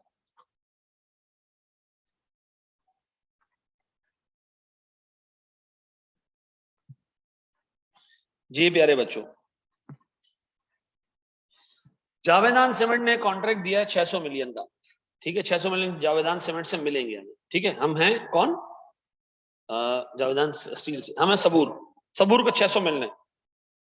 it is made compulsory for the Sabur company to purchase steel from Javedan. हमने जावेदान से 80 मिलियन का स्टील लिया और उसको 105 मिलियन दिए। इसका मतलब है बेईमानी, बहुत तेज हो हैं। 80 मिलियन की चीज 105 में खरीद रहे हो, तो जो 25 तुम उसको एक्स्ट्रा दे रहे हो, ये क्या है? ये कंसिडरेशन टू कस्टमर है, सीधा सीधा। ये क्या है जनाब? Consideration to customer. भाई आप इस ट्रांजैक्शन में इफेक्टिवली 2 काम कर रहे हो। 80 मिलियन के गुड्स 80 मिलियन में ले रहे हो, और क्या कर रहे हो? और बेईमानी क्या कर रहे हो? 25 मिलियन तुम साथ में दे रहे हो, किस चीज के? इसका मतलब ये कि सर मुझे काम ये करना चाहिए, मुझे ट्रांजैक्शन प्राइस 600 माइनस, यानी कि मुझे 575 पे रेवेन्यू बुक करना चाहिए, ऐसा। अब ऊपर जाके हम जरा चार्ट पढ़ रहे हैं। चार्ट में लिखा है जनाब, अगर कंसिडरेशन जो आप दे रहे हो वो फेयर वैल्यू ऑफ गुड्स के बराबर ना हो, तो 2 पॉसिबिलिटीज हैं कि कंसिडरेशन ज्यादा होगी यानी 105 होगी, और गुड्स कितने की होंगी? 80 की होगी। तो difference is treated as reduction in transaction price, ऐसा। Difference is treated as reduction in transaction price, पक्का ऐसा। सर ये कॉपी करना।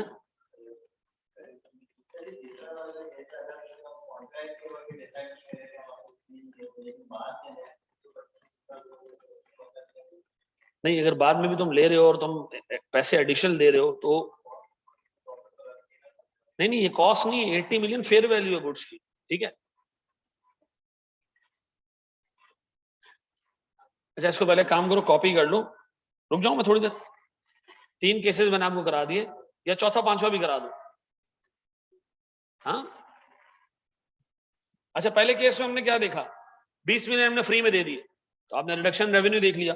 फिर हमने 80 मिलियन दिए, लेकिन 80 मिलियन की गुड्स भी ली, तो ये कंसिडरेशन टू कस्टमर काउंट नहीं हुआ। फिर हमने सर 105 मिलियन दिए, गुड्स 80 मिलियन की नहीं, तो स्टैंड कह रहे बेईमानी है। तुमने जो ज्यादा प्यार निछावर किया है कस्टमर के ऊपर, तो तुमने इफेक्टिवली क्या किया? 25 मिलियन का कंसिडरेशन पे किया है। अब है तुम्हारे जहन की एक्सरसाइज। ये सवाल का अगर आपने जवाब दे दिया, मैं आपको मान जाऊंगा। मैं मान जाऊंगा कि क्लास में कुछ बच्चे ऐसे हैं जो दिमाग चलाते हैं, इनका दिमाग चलता है, लेकिन कुछ लोग इसका जवाब दे देंगे। मैं मान जाऊंगा, वाकई बता रहा हूं। सवाल ये है कि भैया 600 मिलियन की कॉन्ट्रैक्ट प्राइस है ओरिजिनल कॉन्ट्रैक्ट की, to help initial stages of construction. नहीं, ये नहीं, दूसरा क्वेश्चन है हमारे पास, ये बहुत आसान है।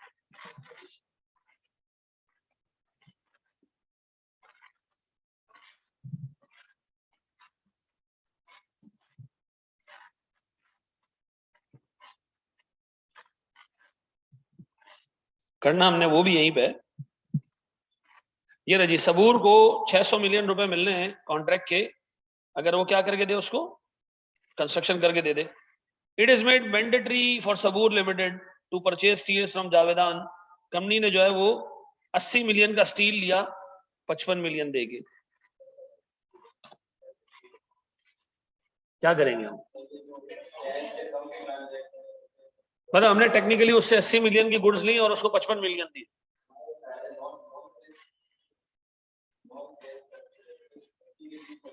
आपका मुंह धुलाओ था, मैं आपकी पप्पी ले लेता, बिल्कुल सही कहा आप। रेवेन्यू में ऐड क्यों होगा भाई, ये मुझे बताओ ना, रेवेन्यू में ऐड क्यों होगा? Very good sir, non cash consideration treat हो गई। यानी आप ये कहेंगे कि भाई मुझे एक तो 600 मिलियन रुपए मिले बिल्डिंग बनाने के, प्लस मुझे थोड़ा सा स्टील भी दे दिया इन्होंने, मतलब लगाने के लिए, ठीक है जी। इसने क्या किया, थोड़ा सा स्टील भी दे दिया हमें, ठीक है जी। 55 मिलियन का स्टील तो हमने कैश पे ले लिया, वो तो चलो एक नॉर्मल ट्रांजैक्शन थी। जो ओवर एंड अबव में स्टील दिया वो ऐसे दे दिया, तो नॉन कैश कंसिडरेशन है। तो इसका मतलब है रेवेन्यू 600 मिलियन तो कैश मिलेंगे, और सर 25 मिलियन मुझे एक्स्ट्रा नॉन कैश कंसिडरेशन के तौर पे मिलेंगे। तो मेरी ट्रांजैक्शन प्राइस क्या होगी? 625, पक्का? ऐसा जी। अच्छा, अब जरा उसको पढ़ो, ऊपर वाले चार्ट को दोबारा, ऊपर वाले चार्ट को थोड़ा सा और चाटते हैं। ये लिखा है जनाब, consideration not equal to the fair value of goods. What if के कंसिडरेशन कम हो, 55 मिलियन हो, गुड्स 80 मिलियन की मिल रही हो, difference is to be accounted for as non cash consideration, पक्का? अच्छा जी। व्हाट इफ के हमने कस्टमर को पैसे दिए, उससे थोड़ी बहुत गुड्स एंड सर्विसेज ले ली, उसकी फेयर वैल्यू पता नहीं चलती है, तो एक और सवाल देखते हैं, फिर आप सारा एक साथ कॉपी करो, 6 के 6, 5 के 5 केसेस। ये मैंने खुद अपने कुंवारे हाथों से टाइप किया है।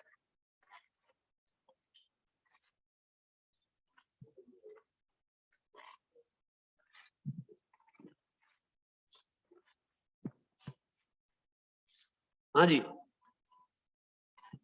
देखो सबूर ने 600 मिलियन रुपए में फैक्ट्री कंस्ट्रक्ट करके देनी है, किसको? जावेदान को। जावेदान ने कहा भाई तुम लोग गरीब लोग हो, तुम्हारे मजदूर भी टोंडे हैं, कभी कभी हमारे मजदूर इस्तेमाल कर लिया करो, ठीक है जी, कभी कभी हमारे मजदूर इस्तेमाल कर लिया करो। To help initial stage of construction to be completed on time, Javedan limited labour force was used by Sabur occasionally, कभी कभी हमने यूज किया। सबूर ने 40 मिलियन रुपए पे किए फॉर सच जेस्चर। हमने कहा भाई आपने अपने मजदूरों को अलाउ किया, thank you very much. Fair value of such services is not identifiable at all.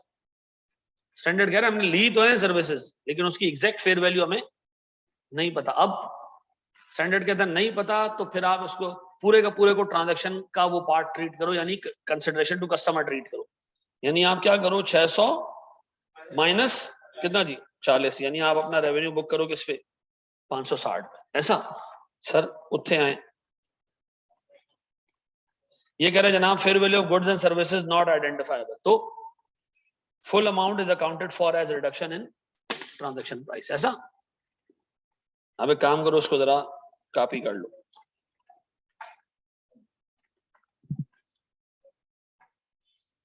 ये कैश में भी हमने पढ़ा था ना, लेकिन इतना डिटेल में नहीं पढ़ा था।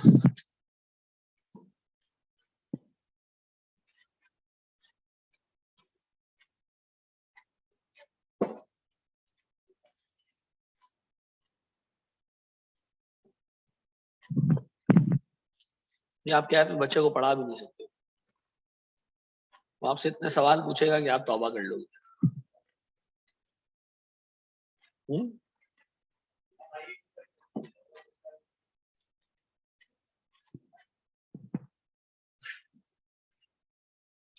एक को मैं पढ़ा रहा था अभी कि पीपी को इन्वेस्टमेंट प्रॉपर्टी में लाते हुए पहले पीपी को रिवैल्यू करेंगे, फिर ट्रांसफर करेंगे। कॉस्ट मॉडल में बताया डायरेक्ट ट्रांसफर कर देंगे।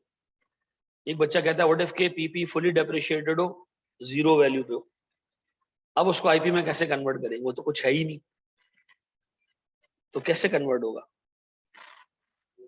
ठीक है ना। मैं चुप रहा आगे से, मैंने उसको बताया, मैंने कहा भाई रिवैल्यू तो करेंगे ना, ये नहीं जीरो है ना, जीरो पे क्या होगा? अब वो बच्चा मानने को तैयार नहीं।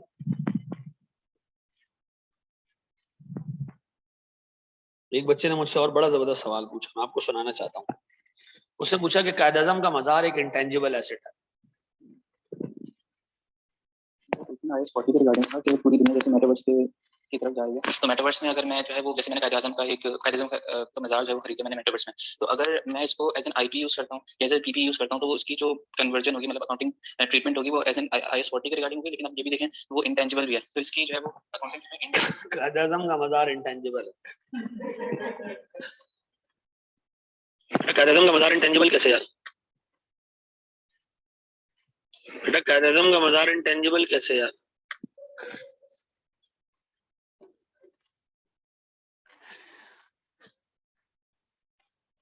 इनको मैं पढ़ा रहा हूँ तो अंदाजा लगाओ। हाँ जी,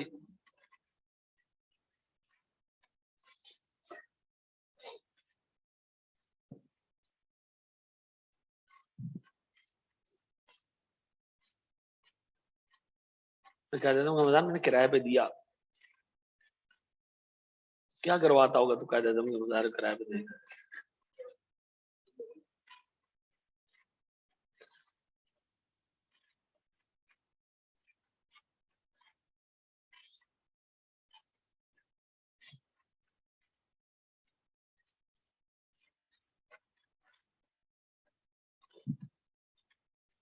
जी मेरे बच्चों,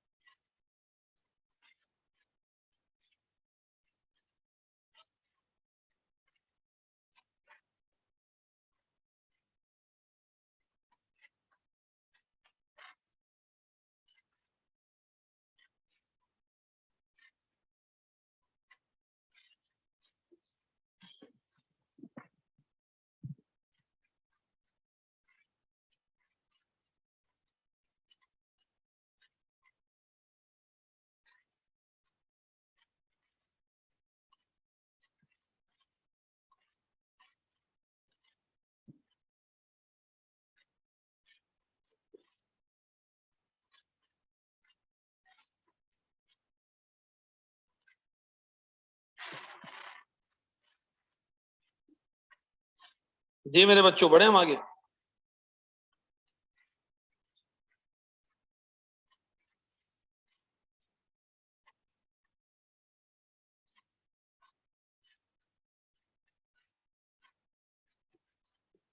मेरे प्यारे बच्चों, बड़े हम आगे। नमाज का टाइम बस खत्म कर देंगे ना 5 बजे, हो जाएगी ना 5 बजे नमाज।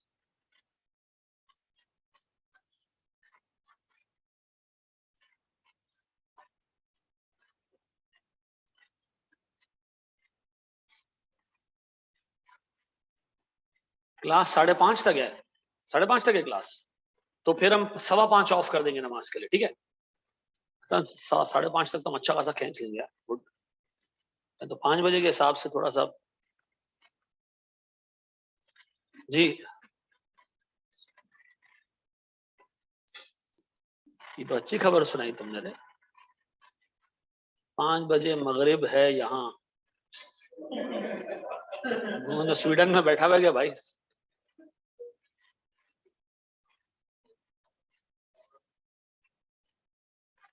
अच्छा, लाहौर में होगा ये, इस्लामाबाद में होगा, ठीक।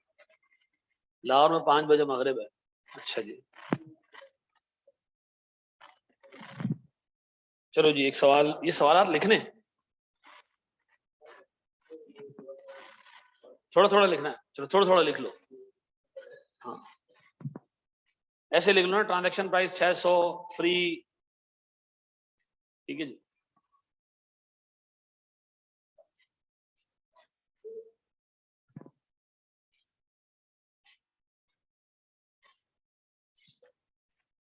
चलो मैं तुम लोगों को फिर जो है वो 5 बजे नमाज का ब्रेक दे दूंगा, ठीक है? 10 मिनट में नमाज पढ़ लेना, 20 मिनट का एक्सेशन और कर लेंगे, ठीक है? नीचे करते जाए।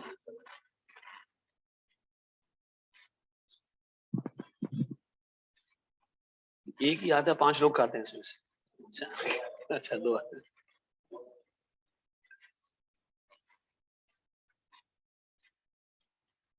यार हसन, तू आज जाग रहा तो छुट्टी मांग रहा है तू, हैं?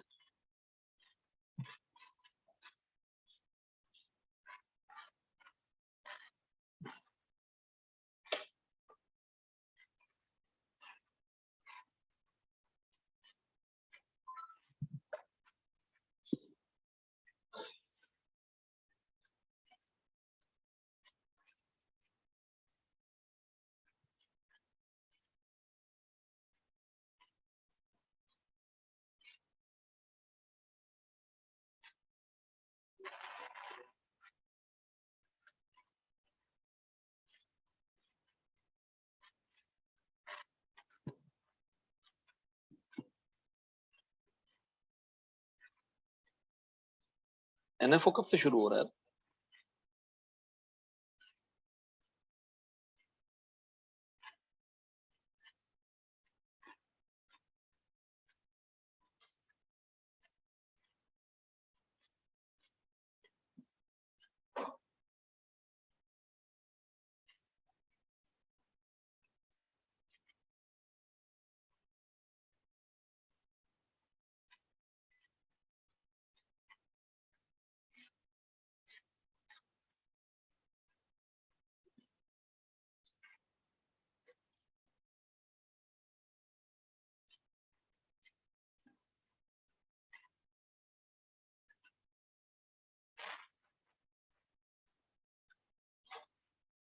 चले मेरे बच्चों, बड़े आगे हम।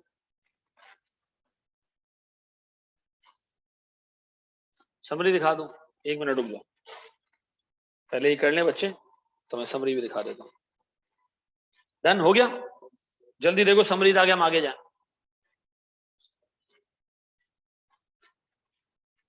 ये समरी सही है ना? एंड में चीजें याद रखने के लिए।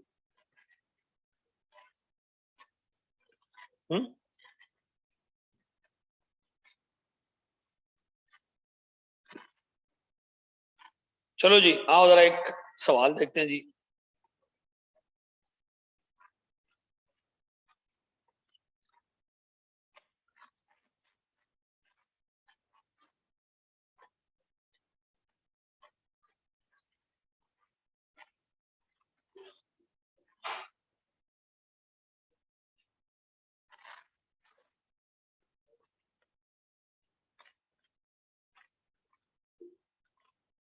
शाबाश सही, खुद ही करो।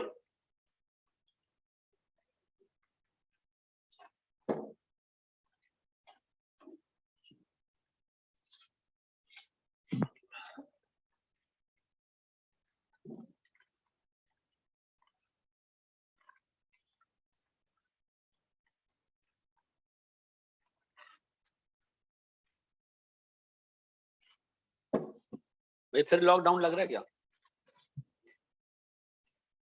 वो पता नहीं, वो ना कोरोना की अम्मी, वो आ गई है ना कोई, अम्मी कोरोना, क्या नाम है उसका? अम्मी कोरोना।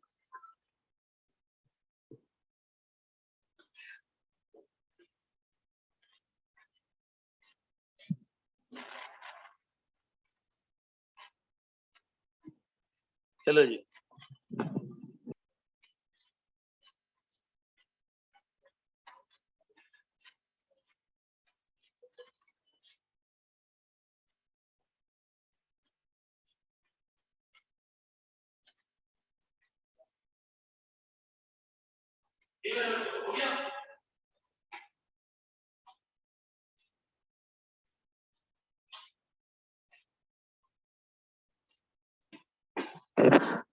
जी मेरे भाई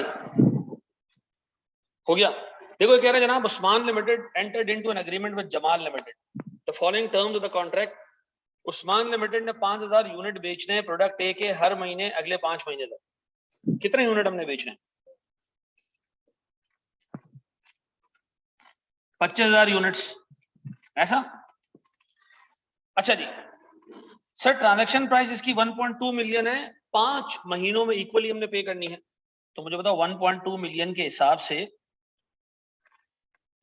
25,000 यूनिट्स के कितने पैसे बनते हैं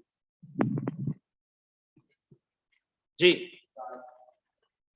60 रुपए per unit, 48 rupees per unit.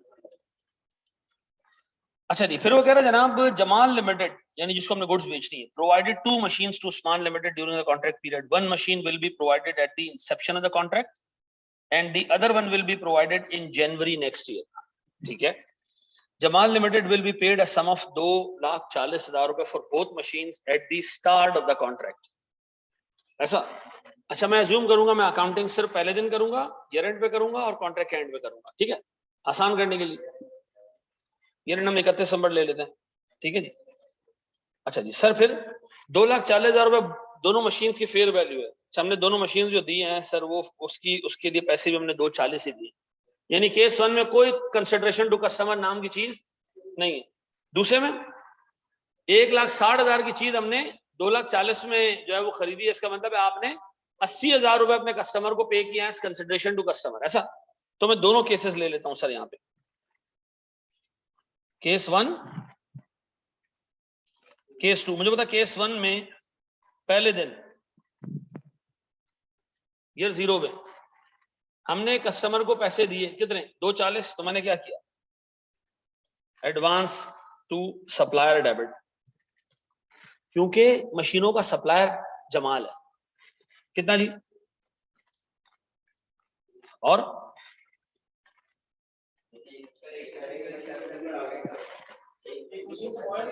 तो करते हैं ना, रुक तो जाओ, अगली एंट्री बनाते हैं ना, रुक जाना मेरे भाई।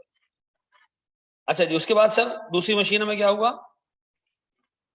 मशीन डेबिट कितने से, चलें सर एक ही एंट्री में पास कर दें, आप डेढ़ होशियारी नहीं करें, लंबी लंबी नहीं मारें सर। 1,20 ये आ गया,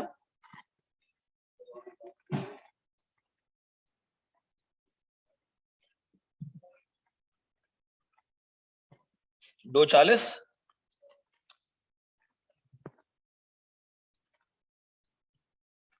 दूसरे केस में sir advance to supplier debit, consideration to customer debit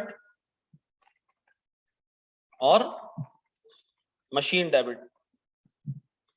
80 80 और 80। कैश क्रेडिट कितने से, 2,40। ऐसा पक्का। अब बताओ जी, ये मेरे पास डेट कौन सी थी, 1 सितंबर। हाँ जी, बताएं 31 दिसंबर तक कितने महीने हो चुके थे, 4 महीने हो चुके थे। ऐसा 4 महीनों में हमने इस बंदे से कितना कैश कलेक्ट किया होगा, सर हमने इसको 5,000 के हिसाब से 4 महीने यूनिट्स बेचे, 48 रुपीज के हिसाब से हमने पैसा कलेक्ट किया होगा। इससे कितना, 9,60,000 पक्का। और हमने सारा किसमें डाल दिया होगा, रेवेन्यू में डाल दिया होगा 9,60,000। इधर हमने सर जब कंसिडरेशन टू कस्टमर का सीन आया होगा तो एक परसेंटेज कैलकुलेट की होगी, ऐसा। वो कैसे आई होगी, 80,000 रुपए की कंसिडरेशन है, 1.2 मिलियन का रेवेन्यू है, 6.67%। ऐसा। आप बताएं सर, जब हम यहां पर रेवेन्यू बुक करने जाएंगे तो हम यहां पर भी कैश दिखाएंगे कितना, कैश डेबिट 20,000 इंटू 8। ये 20,000 ऐसे नहीं लिखे सर, कंफ्यूजन होगी।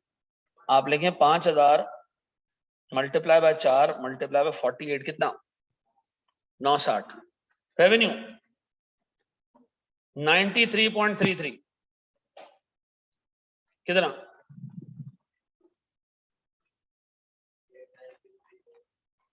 बेटा सितंबर अक्टूबर नवंबर दिसंबर, सितंबर अक्टूबर नवंबर दिसंबर, सब बिगिनिंग फ्रॉम अक्टूबर नवंबर दिसंबर, 3 महीने यार अल्लाह के बंदो।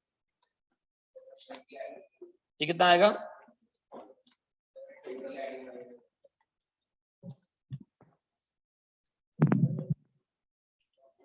हाँ अक्टूबर नवंबर दिसंबर 3 महीने होगा ना यार, हम गलत कर रहे हैं, लड़ने की जरूरत ही नहीं है, हम गलत हैं। सही है मेरे बच्चों, हमारी गलती जी। फिर हसन शाहिद खान जब जाता है तो फिर रिदम में होता है जी। मुझे होता 93%।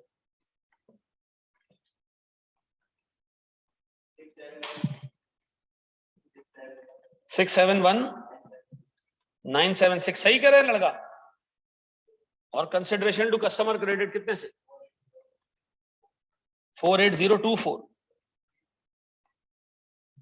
पक्का। अच्छा, इधर हमने कोई ऐसी कहानी नहीं की ना, इधर कंसिडरेशन टू कस्टमर था ही नहीं सर। फिर इधर आया 1 जनवरी, एंट्री पास की हमने मशीन डेबिट कितने से, 1,20 और एडवांस टू सप्लायर। इधर भी मशीन आई, मशीनरी डेबिट कितने से, 80,000 से और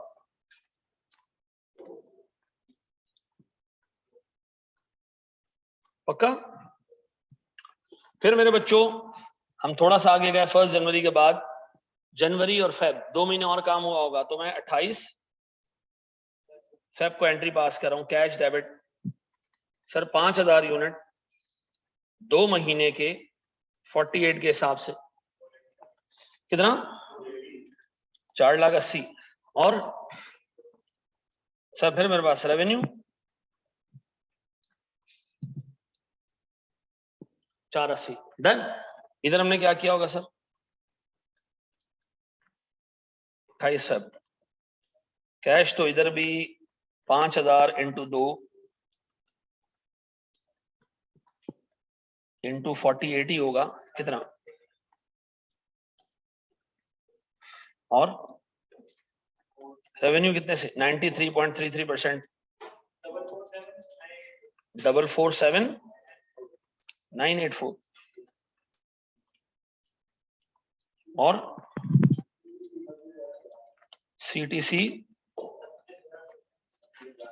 6.67%।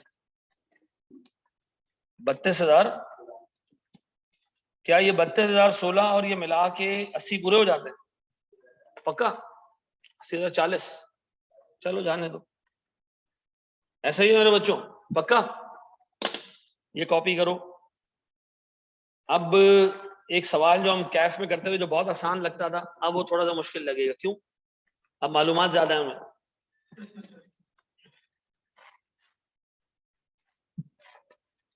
बस वो एक सवाल और करते हैं, फिर मैं आपको छुट्टी दे दूंगा, ठीक है? 10 मिनट का सवाल है वो। मैंने आप लोगों को एक ग्रुप पे एक सवाल भेजा, मैंने कहा सवाल कर लो, ग्रुप पे डाल दो उसका सोल्यूशन, ठीक है? क्या चीज? Admin only? मखा गालियां दे रहा हूं लोगों को।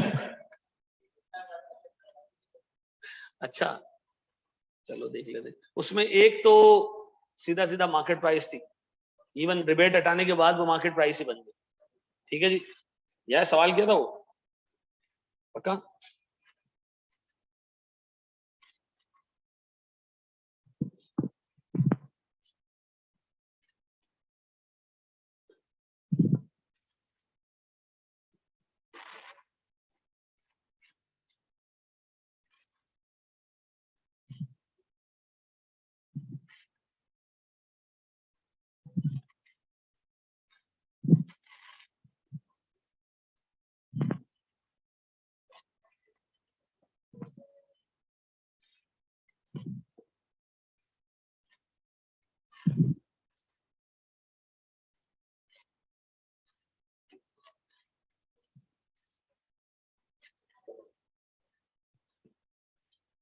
जी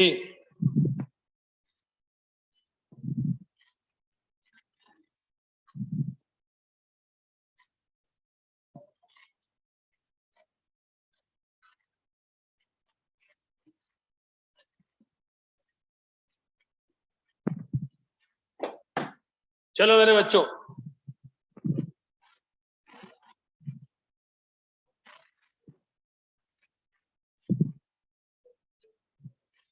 परिजात की किस्त कब आती है? मंडे वाले दिन, मंगल को आती है। मुल्ला भी देखता है।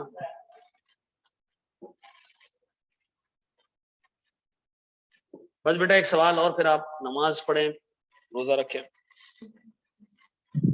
जी आपकी अपनी, ठीक है।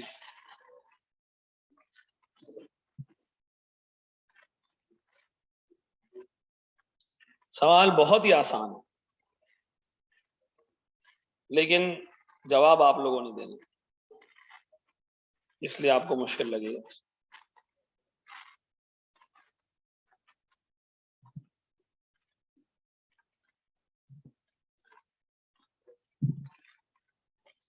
ये कह रहे जनाब, a company that manufactures consumer goods entered into a 1-year contract to sell goods to a customer that is a large global chain of retail stores। हमारा एक कस्टमर जो बड़ा स्टोर मैनेज करता है भाई। The customer commits to buy 15 million of products during the year। ये हो गया हमारा एक्सपेक्टेड रेवेन्यू, ठीक है जी। The contract requires entity to make a non-refundable payment of 1.5 million to the customer। अब हम ये दे रहे कस्टमर को, बदले में ले क्या रहे हैं उससे, ये देखना पड़ेगा। at the inception of the contract. 1.2 million will compensate the customer for the changes it needs to its shelving to accommodate entities products. अब वो अपनी अलमारियां सीधी करवाएगा इससे। तो मुझे एक बात बताओ सर, क्या मैं अपना रेवेन्यू 15 मिलियन पे बुक करूं या 13.5 पे बुक करूं? और अगर 13.5 पे बुक करूं तो क्या रीजन है, और अगर मैं 15 पे बुक करूं तो क्या रीजन है? इस पर डिफरेंट एस्पेक्ट्स देख लेते हैं। केस ए, सोचने का जाविया कि जो हमें तो कुछ नहीं मिल रहा है इसमें, ये तो अपनी अलमारियां सीधी करा रहा है, अपनी अलमारियां सीधी करा रहा है, तो बेनिफिट किसको होगा? उसी को होगा। तो हमें क्या करना चाहिए, इसको 1.5 को कंसिडरेशन टू कस्टमर कंसिडर करना चाहिए, क्योंकि बदले में हमें कुछ नहीं मिला। ये एक जाविया सोचने का। दूसरा जाविया, भाई हमें सर्विसेज मिल रही है ना, हमारी गुड्स प्रॉपर्ली मार्केट होगी, क्या उस सर्विस की फेयर वैल्यू यहां गिवन है? नहीं।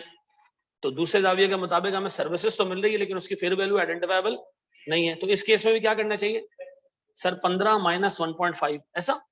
तो हमें सर रेवेन्यू बुक करना चाहिए किस पे? 15 मिलियन माइनस 1.5, दैट इज 13.5 पे, ऐसा। ठीक है जी, कोई बात सोच लो, या तो ये अज्यूम कर लो कि जी जो शेल्फिंग ये सही करवा रहे हैं उसका मुझे डायरेक्ट कोई बेनिफिट नहीं, इसी को बेनिफिट है, क्योंकि मैं इसको गुड्स बेच दूंगा, आगे इसको बेचने में आसानी होगी। दूसरा कि ये मुझे दे रहे हैं मार्केटिंग सर्विस, शेल्फ सीधे करवाएगा तो सर मेरी प्रोडक्ट ज्यादा अच्छे तरीके से मार्केट होगी। लेकिन सर सीधी सी बात है, उस मार्केटिंग की सर्विसेज की कोई वैल्यू यहाँ गिवन नहीं है, तो मैं अज्यूम करूंगा कि इसकी फेयर वैल्यू मालूम करना। अच्छा, हम उसमें जब होते थे कैश में, हम ये 1.5 माइनस कर देते थे, सोचते नहीं। ठीक है जी, अब थोड़ा सा सोचना पड़ रहा है जी। हाँ बताएं जी। During the first month the company sold 2 million की। अच्छा मुझे बताओ एंट्री क्या पास करूंगा इसकी? किस तारीख को? ईयर 0 में ना। क्या करूं फिर? 1 जनवरी को मैं कर देता हूं ना, 1 जनवरी जी। एंट्री मैंने पास की होगी, कंसिडरेशन टू कस्टमर डेबिट कितने से? 1.5 मिलियन। और एट द सेम टाइम मेरे प्यारे बच्चों, मैंने एक परसेंटेज कैलकुलेट की होगी, वो क्या है जी? 1.5 मिलियन डिवाइडेड बाय 15 मिलियन, क्या आता है ये? 10%। इसका मतलब है मुझे 10% रेट से इस कंसिडरेशन टू कस्टमर को अमोर्टाइज करना। डन। मेरे पास आया सर 31 जनवरी, कैश आया सर, हमने गुड्स बेची कस्टमर को, कितने की? 2 मिलियन रुपए की। ठीक है, पहले महीने में। अब बताओ मैं रेवेन्यू कितने से बुक करूं? 90% से।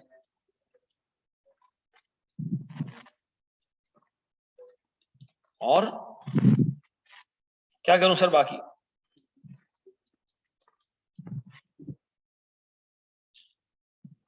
ऐसा?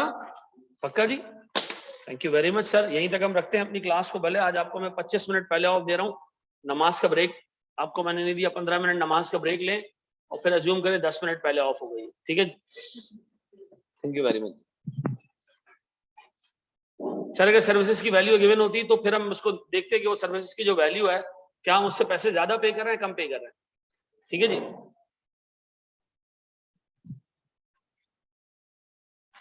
बिल्कुल सही कह रहे हो बेटा हसन। क्लास टाइमिंग क्या है कल की? वही दोपहर की है, 1 या 2 बजे से होगी। थैंक यू जी, जज़ाकल्लाहु खैरन।